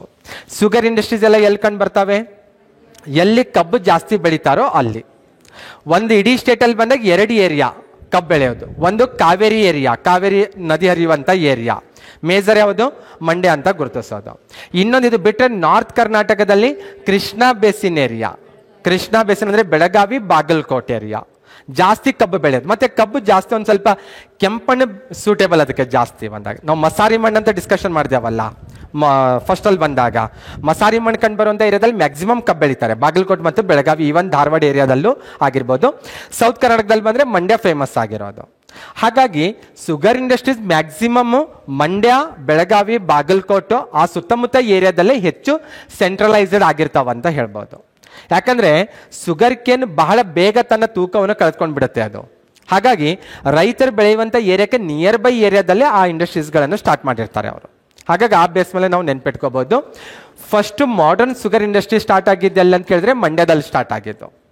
ಆಧುನಿಕ ಇದರಲ್ಲಿ ಬಂದಾಗ ಮೊದಲ ಶುಗರ್ ಕಂಪ್ನಿ ಸ್ಟಾರ್ಟ್ ಆಗಿದ್ದು, ಸಕ್ಕರೆ ಕಾರ್ಖಾನೆ ಸ್ಟಾರ್ಟ್ ಆಗಿದ್ದಲ್ಲಿ ಮಂಡ್ಯದಲ್ಲ ಅಂತ ಹೇಳೋದು. ಮೈಸೂರು ಶುಗರ್ ಕಂಪ್ನಿ ಅನ್ನುವಂಥ ಹೆಸರಲ್ಲಿ ಸ್ಟಾರ್ಟ್ ಆಗಿದೆ ಅದು ಹಿಸ್ಟ್ರಿಯಲ್ಲಿ ಓದಿರ್ತೀರಿ. ಇನ್ನು ಶುಗರ್ ಸಿಟಿ ಅಂತ ಯಾವುದು ಕರೀತಾರೆ ಮಂಡ್ಯ, ಶುಗರ್ ಡಿಸ್ಟ್ರಿಕ್ಟ್ ಅಂತ ಯಾವುದು ಕರೀತಾರೆ ಬೆಳಗಾವಿಗೆ ಕರೆಯೋದು. ಶುಗರ್ ಇಂಡಸ್ಟ್ರೀಸ್ಗಳು ಜಾಸ್ತಿ ಎಲ್ಲಿದ್ದಾವೆ ಪ್ರೆಸೆಂಟ್ ಅಂತ ಕೇಳಿದ್ರೆ ಬೆಳಗಾವಿ ಡಿಸ್ಟ್ರಿಕ್ಟಲ್ಲಿ ಜಾಸ್ತಿ ಇರೋದು, ಮಂಡ್ಯಕ್ಕಿಂತ ಜಾಸ್ತಿ ಬೆಳಗಾವಿಯಲ್ಲಿರೋದು. ಆ್ಯಕ್ಚುಲಿ ಸೌತಲ್ಲಿ ಕೂಡ ಕಬ್ಬು ಬೆಳೆಯೋ ಪ್ರಮಾಣ ಏನಾಗ್ತದೆ, ಸ್ಲೋ ಆಗಿ ಏನಾಗ್ತಾ ಇದೆ, ರೆಡ್ಯೂಸ್ ಆಗ್ತಾ ಇದೆ, ಕಡಿಮೆ ಆಗ್ತಾ ಇದೆ. ಕಮರ್ಷಿಯಲ್ ಕ್ರಾಪ್, ಕಬ್ಬಿನಕ್ಕಿಂತ ಬೇರೆ ಕಮರ್ಷಿಯಲ್ ಕ್ರಾಪಿಗೆ ಹೆಚ್ಚು ಫೋಕಸ್ ಮಾಡ್ತಾ ಇದ್ದಾರೆ ಇತ್ತೀಚಿನ ದಿನದಲ್ಲಿ ಬಂದಾಗ ರೈತರು. ಹಾಗಾಗಿ ಇದ್ರ ಬಗ್ಗೆ ಒಂದು ಸ್ವಲ್ಪ ಕ್ಲಾರಿಟಿ ಇರಬೇಕು ನಿಮಗೆ. ಕ್ಲಿಯರ್ ಆಗುತ್ತಾ? Okay. Sugar city, sugar district ಅವು ಎಕ್ಯುರೇಟ್ ಆಗಿ ನೆನ್ಪಿಟ್ಕೋಬೇಕು. ಎಕ್ಸಾಮಲ್ಲಿ ಹಾಗೆ ಕೇಳ್ತಾರೆ. ಇವನ್ನೆಲ್ಲ ಮ್ಯಾಪಲ್ಲಿ ನಾವು ಅರ್ಥ ಮಾಡ್ಕೊಳ್ಳೋಕ್ಕಾಗಲ್ಲ, ಇವನ್ ಸಪ್ರೇಟಾಗೆ ಪಾಯಿಂಟ್ ಮಾಡ್ಕೊಂಡಿರ್ಬೇಕು ನಾವು. ಓಕೆನಾ? ಇವಿಷ್ಟು ಕ್ಲಿಯರ್ ಆಗಿರಬೇಕು. ಇಡೀ ಕರ್ನಾಟಕವನ್ನು ನಾವು ಇಂಡಸ್ಟ್ರಿಯಲ್ ಝೋನ್ಸ್ಗಳಂತ ಡಿವೈಡ್ ಮಾಡ್ತೇವೆ ನಾವು, ಇಂಡಸ್ಟ್ರಿಯಲ್ ರೀಸನ್ಸ್ ಅಂತ ಅಥವಾ ಕೈಗಾರಿಕಾ ವಲಯಗಳಂತ. ಕರ್ನಾಟಕದಲ್ಲಿ ಹೆಚ್ಚು ಕೈಗಾರಿಕೆಗಳು ಎಲ್ಲಿ ಕಂಡು ಬರ್ತಾವಂದ್ರೆ ಬೆಂಗಳೂರು ಸುತ್ತಮುತ್ತ ಕಂಡು ಬರ್ತವೆ. ಅದು ಒಂದು ಏರಿಯಾ, ಅದು ಒಂದು reason. Bengaluru, Kolar, Tumakuru industrial reason ಅಂತ ಒಂದು ವಲಯ ಅಂತ ಗುರುತಿಸೋದು. ಅತಿ ಹೆಚ್ಚು ಕೈಗಾರಿಕೆಗಳು ಈ ಏರಿಯಾದಲ್ಲಿ ಕಂಡು ಬರ್ತವೆ. ಬಿಟ್ಟರೆ ಬೆಳಗಾವಿ, ಧಾರವಾಡ ಇದೆ, ಏನು ಜಾಸ್ತಿ ಕೈಗಾರಿಕೆ ಕಂಡು ಬರೋದಿಲ್ಲ. ದಕ್ಷಿಣ ಕನ್ನಡ, ಉಡುಪಿ ಇದೆ, ಬಳ್ಳಾರಿ, ರಾಯಚೂರು, ಕೊಪ್ಪಳ ಇದೆ, ಮೈಸೂರು, ಮಂಡ್ಯ ಅಂತಿದೆ. ಹೆಚ್ಚು ಕಾರ್ಖಾನೆಗಳು, ಕೈಗಾರಿಕೆಗಳು ಕಂಡು ಬರೋದು ಫಸ್ಟ್ ಝೋನಲ್ಲಿ ಮಾತ್ರ ಕಂಡು ಬರ್ತವೆ. ನಿಮ್ಗೆ ಆಲ್ರೆಡಿ ಗೊತ್ತಿದೆಯಲ್ಲ, ಬೆಂಗಳೂರಲ್ಲೇ ವಸಂತ ನರಸಾಪುರ ಎಲ್ಲ ಕೇಳಿರ್ಬೋದು ನೀವು, ತುಮಕೂರಲ್ಲೆಲ್ಲ ಡೆವಲಪ್ ಆಗಿದೆ. ಇಂಡಸ್ಟ್ರಿಯಲ್ ಏರಿಯಾ ಆಲ್ರೆಡಿ ಗೊತ್ತು ನಿಮಗೆ, ಪಿಂಡ್ಯ ಇಂಡಸ್ಟ್ರಿಯಲ್ ಏರಿಯಾ ಆಗಿರ್ಬೋದು, ಸಾಕಷ್ಟು ಡೆವಲಪ್ಮೆಂಟ್ ಆಗಿದೆ. ಇವೆಲ್ಲ ಕೈಗಾರಿಕಾ ವಲಯಗಳಂತ ಗುರುತಿಸೋದು. ಆದರೆ ಇಲ್ಲಿ ಏನಿದೆ ಅಂದರೆ ಬ್ಯಾಲೆನ್ಸ್ಡ್ ಆಗಿ ಡೆವಲಪ್ ಆಗಿಲ್ಲ ಕರ್ನಾಟಕ ಹೆಚ್ಚು ಡೆವಲಪ್ ಆಗಿರೋದಲ್ಲಿ ಬೆಂಗಳೂರು ಸುತ್ತಮುತ್ತಲಿನ ಏರಿಯಾ ಮಾತ್ರ ಜಾಸ್ತಿ ಡೆವಲಪ್ ಆಗಿದೆ. ಬೇರೆ ಕಡೆಗೆ ಡೆವಲಪ್ಮೆಂಟ್ ಏನಾಗಿದೆ, ಕಡಿಮೆ ಆಗಿದೆ ಅಂತ ಹೇಳ್ಬೋದು. ಹಾಗಾಗಿ ಈ ಇಂಬ್ಯಾಲೆನ್ಸ್ ಏನಿದೆ ಅಲ್ವಾ, ಈ ಇಂಬ್ಯಾಲೆನ್ಸ್ 9th ಕ್ಲಾಸಿಂದ ನಾನು ತೆಗೆದುಕೊಂಡಿರೋದು ಇದು. 9th ಕ್ಲಾಸಲ್ಲಿ ಸಿಗುತ್ತೆ ನಿಮಗೆ ಇದು ಬೇಕಾದರೆ. ಈ ಇಂಬ್ಯಾಲೆನ್ಸ್ ಕಡಿಮೆ ಮಾಡಲಿಕ್ಕೆ ಸರ್ಕಾರ ಅನೇಕ ಪ್ರಯತ್ನಗಳನ್ನು ಮಾಡ್ತಾ ಇದೆ. ಬೇರೆ ಬೇರೆ ಏರಿಯಾದಲ್ಲಿ ಕೂಡ ಇಂಡಸ್ಟ್ರೀಸ್ಗಳನ್ನು ಡೆವಲಪ್ ಮಾಡಬೇಕು ಅಂತ. ಹಾಗಾಗಿ ಪಾಲಿಸಿ ಕೂಡ ಜಾರಿಗೆ ತಂದಿದೆ. ಈ ಪ್ರೆಸೆಂಟ್ ಕರ್ನಾಟಕದಲ್ಲಿ ಕರ್ನಾಟಕ ಇಂಡಸ್ಟ್ರಿಯಲ್ ಪಾಲಿಸಿ 2020-25 ಅಂತ ಈ ಪಾಲಿಸಿ ಪ್ರೆಸೆಂಟ್ ಕರ್ನಾಟಕದಲ್ಲಿ ಇಂಪ್ಲಿಮೆಂಟ್ ಇದೆ. 3 ಝೋನ್ಗಳಾಗಿ ಡಿವೈಡ್ ಮಾಡಿದ್ದಾರೆ. ಝೋನ್ 1 ಯಾವುದು? Industrial backward districts. ಆ ಡಿಸ್ಟ್ರಿಕ್ಟಲ್ಲಿ ಕಾರ್ಖಾನೆಗಳೇ ಇಲ್ಲ ಅಂಥ ಡಿಸ್ಟ್ರಿಕ್ಟಲ್ಲೇ ಝೋನ್ 1 ಅಂತ ಗುರುತಿಸಿದ್ದಾರೆ. ಝೋನ್ 2ದಲ್ಲಿ ಸ್ವಲ್ಪ ಪ್ರಮಾಣದಲ್ಲಿ ಕಾರ್ಖಾನೆಗಳು ಇರೋಂಥ ಡಿಸ್ಟ್ರಿಕ್ಟ್ಸ್ಗಳು. ಝೋನ್ 3 ಫುಲ್ ಇಂಡಸ್ಟ್ರಿಯಲ್ ವಿಚಾರದಲ್ಲಿ ಬಂದಾಗ ಫುಲ್ ಡೆವಲಪ್ಡ್ ಆಗಿರುವಂಥ ಡಿಸ್ಟ್ರಿಕ್ಟ್ಸ್ಗಳು. ಈ ಪಾಲಿಸಿಯಲ್ಲಿ ಏನು ಮಾಡ್ತಾ ಇದ್ದಾರೆ ಅಂದರೆ ಈ 2 ಝೋನ್ಗಳಿಗೆ ಹೆಚ್ಚು ಫೋಕಸ್ ಮಾಡ್ತಾ ಇದ್ದಾರೆ.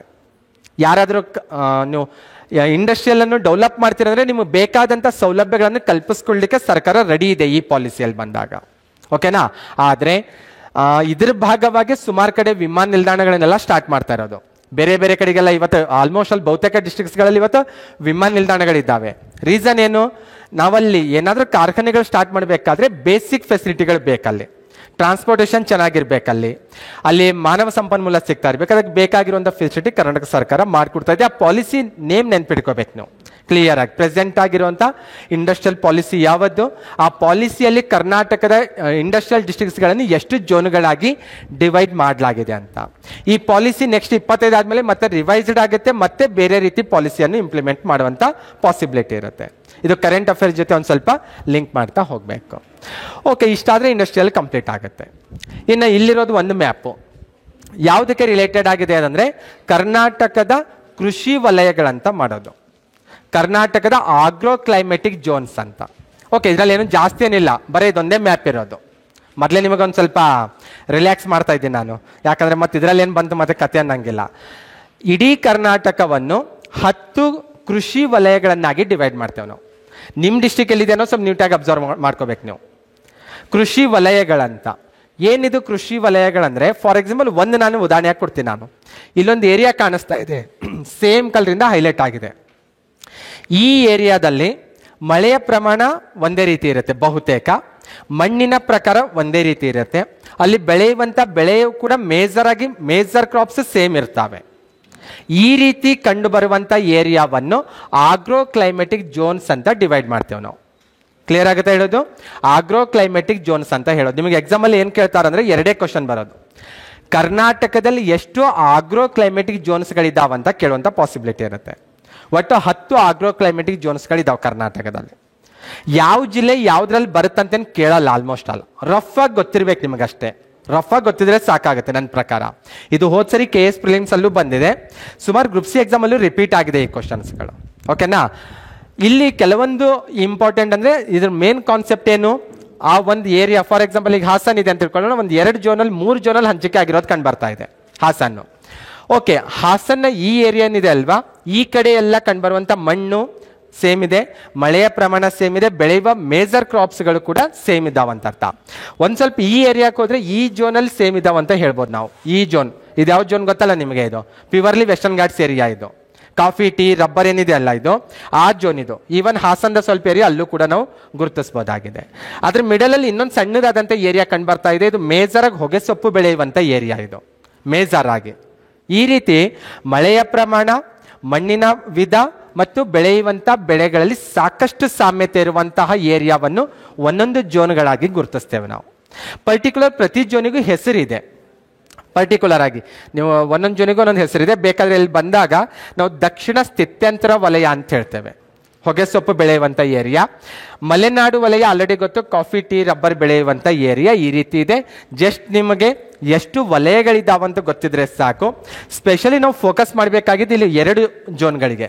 ಯಾವ 2 ಝೋನ್ಗಳಂದರೆ ಇಂಪಾರ್ಟೆಂಟ್ ಆಗಿರೋದು ಇದೆ. ಸ್ಥಿತ್ಯಂತರ ವಲಯ ಅಂತೇನಿದೆ ಅಲ್ವಾ, ಇಲ್ಲಿ ಬಂದಾಗ ಇದು 7th ಮತ್ತು 8th. ಈ 2 ವಲಯದಲ್ಲಿ ಹೊಗೆ ಸೊಪ್ಪು ಬೆಳೀತಾರೆ. 2 ಈ ಕಡೆ ಬಂದಾಗ ನಿಪ್ಪಾಣಿ ಭಾಳ ಫೇಮಸ್ ಹೊಗೆ ಸೊಪ್ಪು ಮಾರ್ಕೆಟಿಂಗ್ಗೆ. ಈ ಕಡೆ ಬಂದಾಗ ಮೋಸ್ಟ್ಲಿ ಹುಣಸೂರು ಏರಿಯಾ ಫೇಮಸ್ ಅನ್ಸುತ್ತೆ, ಮೈಸೂರು ಏರಿಯಾ ಜಾಸ್ತಿ ಹೊಗೆ ಸೊಪ್ಪಿಗೆ. ಮತ್ತು ಹೊಗೆ ಸೊಪ್ಪಿನಲ್ಲಿ 2 ರೀತಿ ಇದೆ. ಮೋಸ್ಟ್ಲಿ ಸೌತ್ ಕರ್ನಾಟಕದಲ್ಲಿ ಈ ಝೋನಲ್ಲಿ ಬೆಳೆಯುವಂಥ ಹೊಗೆ ಸೊಪ್ಪು ಏನಿದೆ ಅಲ್ವಾ, ವರ್ಜಿನಿಯಾ ಟೊಬ್ಯಾಕೋ ಅನ್ನುವಂಥ ಒಂದು ಹೊಗೆ ಸೊಪ್ಪು ಬೆಳೀತಾರೆ. ನಾರ್ತಲ್ಲಿ ಬಂದಾಗ ಬೀಡಿ ತಯಾರಿಕೆಗೆ ಬಳಸುವಂಥ ಹೊಗೆ ಸೊಪ್ಪು ಜಾಸ್ತಿ ಬೆಳೆಯೋದು. ಹಾಗಾಗಿ ಅದ್ರ ಬಗ್ಗೆ ಒಂದು ಸ್ವಲ್ಪ ಕ್ಲಾರಿಟಿ ಇರಬೇಕು. ಬೇರೆ ಎಲ್ಲ ವಲಯಗಳು ನೀವೇನು ಫೋಕಸ್ ಮಾಡಬೇಕಾಗಿಲ್ಲ. ಇದೆಲ್ಲ ಕೋಸ್ಟಲ್ ಏರಿಯಾ, ಇದು ಆಲ್ರೆಡಿ ಗೊತ್ತಿದೆ ನಿಮಗೆ. ಕೋಸ್ಟಲ್ ಏರಿಯಾ, ಇದು ಮಲೆನಾಡು ಏರಿಯಾ, ಇದು ದಕ್ಷಿಣ ಸ್ಥಿತ್ಯಂತರ ವಲಯ, ಇದು ಉತ್ತರ ಸ್ಥಿತ್ಯಂತರ ವಲಯ. ಎರಡು ಹೊಗೆ ಸೊಪ್ಪಿಗೆ ಇದು ಅರೆ ಮಲೆನಾಡು ವಲಯ ಬಹುತೇಕ. ಇದು ಪ್ಯೂರ್ ಮಲೆನಾಡು ಏರಿಯಾ, ಇದೆಲ್ಲ ಕೋಸ್ಟಲ್ ಏರಿಯಾ. ಇವು ಮೂರೇ ನೆನ್ಪಿಟ್ಕೊಡ್ರಿ ಸಾಕು, ಬೇರೆದೆಲ್ಲನೂ ಬೇಕಾಗಿಲ್ಲ ನಿಮಗೆ. ಬೇಕಾದ್ರೆ ಈ ಕಡೆ ಜೋನಲ್ಲಿ ಬಂದರೆ ನೀವು ರಾಗಿ ಎಲ್ಲ ಹೇಳ್ಬೋದು. ಈ ಕಡೆ ಬಂದಾಗ ಅವೆಲ್ಲ ಕಾಮನ್ ಆಗಿ ಗೆಸ್ ಮಾಡ್ಬೋದು. ನಾನು ತೀರಾ ಎಕ್ಯುರೇಟ್ ಆಗಂತ ಕೇಳಲ್ಲ, ಒಂದು ರಫ್ ಆಗಿ ಐಡಿಯಾ ಇದ್ರೆ ಸಾಕು. ಅದಿಷ್ಟ್ರ ಮೇಲೇ ಸ್ಪೆಷಲ್ ಕ್ವಶನ್ ಕೇಳುವಂಥ ಪಾಸಿಬಿಲಿಟಿ ಇರುತ್ತೆ. ಇಡೀ ಕರ್ನಾಟಕದಲ್ಲಿ 10 ಆಗ್ರೋ ಕ್ಲೈಮೆಟಿಕ್ ಜೋನ್ಸ್ ಅಂತ ಗುರುತಿಸೋದು. ಅದರಲ್ಲಿ ನೀವು ನೆನ್ಪಿಟ್ಕೋಬೇಕಾಗಿದ್ದು 2-3 ನಾನು ಹೇಳ್ದಲ್ಲ. ಸ್ಪೆಷಲಿ ಹಾಸನ್ ಮೈಸೂರು ಏರಿಯಾ ಬರ್ತಲ್ಲ, ಅರೆ ಮಲೆನಾಡು ಏರಿಯಾ ಅಂತ ಹೇಳ್ತೇವಲ್ವಾ. 7th ಒನ್ ದಕ್ಷಿಣ ಸ್ಥಿತ್ಯಂತರ ವಲಯ, ಮೇಲ್ಗಡೆ ನಿಪ್ಪಾಣಿ ಏರಿಯಾ, ಎರಡೂ ಹೊಗೆ ಸೊಪ್ಪು ಬೆಳೆಯುವಂಥ ಏರಿಯಾ. ಆದರೆ ಬೇರೆ ಬೇರೆ ಪ್ರಭೇದದ ಹೊಗೆ ಸೊಪ್ಪು ಬೆಳೀತಾರೆ ಎರಡು ಏರಿಯಾದಲ್ಲಿ. ರೀಸನ್ ಅದಕ್ಕೆ ಮಳೆಯ ಪ್ರಮಾಣ ಇರ್ಬೋದು, ಮಣ್ಣಿನ ವಿಧ ಕೂಡ ಇರ್ಬೋದು. ಒಂದು ಪ್ರಭೇದ ಚೇಂಜ್ ಆಗ್ತಾ ಇದೆ ಅಂದರೆ ಅಲ್ಲೇನೋ ಬೇರೆ ಬೇರೆ ರೀತಿ ಫ್ಯಾಕ್ಟರ್ಸ್ಗಳು ಇರ್ತಾವಂತ ಗೆಸ್ ಮಾಡ್ಬೋದು. ಅದ್ರ ಹೆಸರು ಕೂಡ ಇದೆ, PDF ಸಿಗುತ್ತೆ, ಬೇಕಾದ್ರೆ ಒಂದು ಟೈಮ್ ನೋಡ್ಕೊಳ್ಳಿ, ಬುಕ್ಕಲ್ಲೂ ಸಿಗುತ್ತೆ ನಿಮಗಿದು. ಒಂದು ಸ್ವಲ್ಪ ಪಶುಗಳ ಬಗ್ಗೆ ಒಂದು ಸ್ವಲ್ಪ ಐಡಿಯಾ ಇರಬೇಕು ನಮಗೆ. ಅಂದರೆ ಪಶುಗಳಂದರೆ ಯಾವ ತಳಿಯ ಹಸುಗಳು ಎಲ್ಲೆಲ್ಲಿ ಕಂಡು ಬರ್ತಾವೆ ಅನ್ನೋದ್ರ ಬಗ್ಗೆ ರಫ್ ಐಡಿಯಾ ಇರಬೇಕು, ಎಕ್ಯುರೇಟ್ ಆಗಿಲ್ಲ. ಓಕೆನಾ? ನಾನು ಹೇಳ್ದಲ್ಲ, ನಮ್ಮ ಮನೇಲಿ ಈ ರೀತಿ ಇಲ್ಲ ಹಸು, ನಮ್ಮ ಹಳ್ಳಿಯಲ್ಲಿ ಈ ರೀತಿ ಇಲ್ಲ ಅನ್ನಂಗಿಲ್ಲ. ನಾವು ಫೋರ್ಸೇಬಲ್ ಆಗಿ ಅವನ್ನ ನಾವು ನಮ್ಮ ಲಾಭಕ್ಕಾಗಿ ನಾವು ಸಾಕ್ತಾ ಇದ್ದೇವೆ ಅಷ್ಟೇ. ನ್ಯಾಚುರಲ್ ಆಗಿ ಬಂದಾಗ ಅತಿ ಹೆಚ್ಚಿನ ಪ್ರಮಾಣದಲ್ಲಿ ಯಾವ ತಳಿಯ ದನಗಳು ಎಲ್ಲೆಲ್ಲಿ ಕಂಡು ಬರ್ತಾವೆ ಅನ್ನೋದು ಗೊತ್ತಿರ್ಬೇಕು ನಿಮಗೆ. ಇತ್ತೀಚೆಗೆ ಹಳ್ಳಿಕಾರ ಅಂತೂ ಕೇಳಿರ್ತೀರ, ಭಾಳ ಫೇಮಸ್ ಆಗಿದೆ, ಸುದ್ದಿ ಆಗಿದೆ. ಓಕೆನಾ? ಓಕೆ, ಹಳ್ಳಿಕಾರ ತಳಿಯ ದನಗಳು ಯಾವ ಏರಿಯಾದಲ್ಲಿ ಕಂಡು ಬರ್ತವೆ. ಅಮೃತ್ ಮಹಲ್ ಗೊತ್ತಿರಬೇಕು, ದಿಯೋನಿ ಅಂತಿದ್ದು ಒಂದು ಸ್ವಲ್ಪ ರಫ್ ಆಗಿ ನಿಮಗೆ ಗೊತ್ತಿರಬೇಕು, ಯಾವ ಏರಿಯಾದಲ್ಲಿ ಯಾವ ತಳಿಯ ದನಗಳು ಕಂಡು ಬರ್ತಾವೆ ಅನ್ನೋದು. ಕ್ಲಿಯರ್ ಆಗುತ್ತಾ? ಓಕೆ, ಇದು ಅಮೃತ್ ಮಹಲ್ ಅಂತ, ಇದೆಲ್ಲ ಹಾಸನ್ ಏರಿಯಾದೆಲ್ಲ, ಚಿಕ್ಕಮಂಗ್ಳೂರು, ಹಾಸನ್, ಈವನ್ ಈ ಏರಿಯಾದಲ್ಲೆಲ್ಲ ಅಮೃತ್ ಮಹಲ್ ತಳಿಯನ್ನು ನಾವು ನೋಡ್ತೇವೆ ಮೇಜರ್ ಆಗಿ. ಆದ್ರೆ ಇತ್ತೀಚೆಗೆಲ್ಲ ನಾವೆಲ್ಲ ಇವನ್ನೆಲ್ಲ ಬಿಟ್ಟಿದ್ದೇವೆ. ಈಗ ಬಿಟ್ಟು ಏನು ಮಾಡಿದ್ದೇವೆ ನಾವೀಗ, ಪ್ಯೂರ್ಲಿ ಕಮರ್ಷಿಯಲ್ ಆಗಿ ಬಂದಿದ್ದೇವೆ ಹೈನುಗಾರಿಕೆಯನ್ನು. ನಾವು ಬಂದಾಗ ಜರ್ಸಿ ತಳಿ ಅಥವಾ HF ತಳಿಯನ್ನು ನಾವು ಬಳಸ್ತಾ ಇದ್ದೇವೆ ಮೇಜರ್ ಆಗಿ. ಇವೆಲ್ಲ ನಮ್ಮ ಹಳೆಯ ತಳಿಗಳು, ಒರಿಜಿನಲ್ ಆಗಿ ಬಂದಾಗ ನಮ್ಮ ನೆಲದ ತಳಿಗಳು ಬಂದಾಗ. ಹಾಗಾಗಿ ಈ ತಳಿಗಳ ಬಗ್ಗೆ ಒಂದು ಸ್ವಲ್ಪ ಗೊತ್ತಿರಬೇಕು, ಯಾವ ಭಾಗದಲ್ಲಿ ಯಾವ್ಯಾವ ತಳಿಗಳು ಕಂಡು ಬರ್ತಾವೆ ಅನ್ನೋದು. ಕೃಷ್ಣಾ ವ್ಯಾಲಿ ಅನ್ನೋದು ಬಹುತೇಕ ಬಾಗಲಕೋಟು, ರಾಯಚೂರು, ಕೃಷ್ಣಾ ನದಿ ತೀರದ ಆ ಕಡೆ ಈ ಕಡೆ ಏರಿಯಾದಲ್ಲಿ ಕೃಷ್ಣಾ ತಳಿಯನ್ನು ನೋಡ್ಬೋದಾಗಿದೆ, ಕೃಷ್ಣಾ ವ್ಯಾಲಿ ಅಂತ ಹೇಳೋದು. ಹಳ್ಳಿಕಾರ್ ತಳಿ ಬಹುತೇಕ ಸೌತ್ ಕರ್ನಾಟಕ ಏರಿಯಾ, ಬಹುತೇಕ ಸೌತ್ ಕರ್ನಾಟಕ ಏರಿಯಾದ ಮೂಲ ತಳಿಯಲ್ಲಿ ನಾವು ಹಳ್ಳಿಕಾರ್ ತಳಿಯ ದನಗಳನ್ನು ಅಥವಾ ಪಶುಗಳನ್ನು ಗುರುತಿಸಬಹುದಾಗಿದೆ. ಇದ್ರ ಬಗ್ಗೆ ಒಂದು ಸ್ವಲ್ಪ ಐಡಿಯಾ ಇರಬೇಕು. ಕಿಲಾರಿ ಅಂತ, ಈವನ್ ಇದು ಬೆಳಗಾವಿ ಏರಿಯಾದಲ್ಲಿ ಒಂದು ಸ್ವಲ್ಪ ಜಾಸ್ತಿ ಮೇಜರ್ ಆಗಿ ನೋಡ್ತೇವೆ ನಾವು. ಆಕ್ಚುಲಿ ಬೇಸಿಕ್ಲಿ ಇದು ಮಹಾರಾಷ್ಟ್ರ ತಳಿ, ಇದು ಆ ಕಡೆ ಅಟ್ಯಾಚ್ ಆಗಿರುವಂಥ ಏರಿಯಾದಲ್ಲಿ ನೋಡ್ತೇವೆ. ಮಲೆನಾಡು ಗಿಡ್ಡ ಗೊತ್ತಿರ್ಬೋದು ನಿಮಗೆ, ಮಲೆನಾಡು ಏರಿಯಾದಲ್ಲಿ ಕಂಡು ಬರುವಂಥ ಮೇಜರ್ ಆದಂಥ ಸ್ಥಳೀಯ ತಳಿ ಅದು ಮಲೆನಾಡು ಗಿಡ್ಡ ಅಂತ. ಭಾಳ ದೊಡ್ಡದಾಗಿರೋದಿಲ್ಲ ಅದು ಹಸು ಬಂದಾಗ, ಕೊಂಬುಗಳು ಜಾಸ್ತಿ ದೊಡ್ಡದಾಗಿರೋದಿಲ್ಲ ಬಂದಾಗ ಮಲೆನಾಡು ಗಿಡ್ಡ ಅಂತ. ಈ ಮಲೆನಾಡಿನಲ್ಲಿ ಏನು ಹೆಚ್ಚು ಮಳೆ ಆಗುತ್ತೆ, ಬಿಸಿಲು ಜಾಸ್ತಿ ಇರೋದಿಲ್ಲ, ಅದಕ್ಕೆ ಹೊಂದ್ಕೊಳ್ಳುವಂಥ ಒಂದು ಸ್ಪೆಷಲ್ ಆದಂಥ ತಳಿ ಅದು. ಆ್ಯಕ್ಚುಲಿ ಬೇರೆ ತಳಿಯ ದನಗಳು ಬೇರೆ ಕಡೆಗೆ ಯಾಕೆ ಕಂಡು ಬರಲ್ಲ ಅಂದರೆ ಅವು ಆ ಕ್ಲೈಮೇಟಿಗೆ ಹೊಂದ್ಕೊಳ್ಳಲ್ಲ ಅಂತ ಅರ್ಥ. ನಾವಿವತ್ತು ಫೋರ್ಸೇಬಲ್ ಆಗಿ ನಾವು ಅದನ್ನು ಹೊಂದಿಸ್ತಾ ಇದ್ದೇವೆ ಅಷ್ಟೇ, ಇನ್ನೇನಿಲ್ಲ. ಆದರೆ ನ್ಯಾಚುರಲ್ ಆಗಿ ಬಂದಾಗ ಅದರ ಮೂಲ ತಳಿ ಅದರ ಮೂಲ ಕ್ಲೈಮೇಟಿಗೆ ಸೆಟ್ ಆಗಿರುತ್ತೆ ಅನ್ನೋದು ಗೊತ್ತಿರಬೇಕು. ತಳಿಗಳ ಬಗ್ಗೆ ಒಂದು ಸ್ವಲ್ಪ ಐಡಿಯಾ ಇರಬೇಕು. ನೀವು ಡಿಸ್ಟಿಕಲ್ಲಿ ಲಿಸ್ಟ್ ಮಾಡಿ ಪಟ್ಟಿ ಮಾಡ್ಕೊಂಡು ಬೈಪಾಠ ಮಾಡಬೇಡ್ರಿ, ಒಂದು ರಫ್ ಐಡಿಯಾ ಇರಬೇಕು. ಮಲೆನಾಡು ಗಿಡ್ಡ ಅಂದರೆ ಮಲೆನಾಡು ಏರಿಯಾ, ಹಳ್ಳಿಕಾರ ಅಂದರೆ ದಕ್ಷಿಣ ಕರ್ನಾಟಕ ಅನ್ನೋದು ಗೊತ್ತಿರಬೇಕು. ಕೃಷ್ಣಾ ವ್ಯಾಲಿ ತಳಿ ಅಂದರೆ ಕೃಷ್ಣಾ ಏರಿಯಾ, ಬಾಗಲಕೋಟು, ಬಿಜಾಪುರ ಆ ಏರಿಯಾ ಅಂತ ಈ ರೀತಿ ರಫ್ ಆಗಿ ಗೊತ್ತಿದ್ರು ನಡೀತಿ. ಆ ಬೇಸ್ ಮೇಲೆ ನೀವು ಆನ್ಸರ್ ಮಾಡ್ಬೋದು. ಇವತ್ತು ನಾವೆಲ್ಲ ಈ ತಳಿಯನ್ನು ಬಳಸ್ತಾ ಇರೋದು ಇವತ್ತೆಲ್ಲ. ಇವ್ಯಾವು ನಮ್ಮ ಬೇಸಿಕ್ಲಿ ನಮ್ಮ ದೇಶದ ತಳಿ ಅಲ್ಲ ಬಂದಾಗ. ಇವತ್ತು ನಾವು ಕುಡಿತಾ ಇರುವಂಥ ಹಾಲಲ್ಲ ಅದು. ಆ್ಯಕ್ಚುಲಿ ಬಂದಾಗ ಸುಮ್ಮನೆ ವಿಷ ಅದು. ಓಕೆನಾ?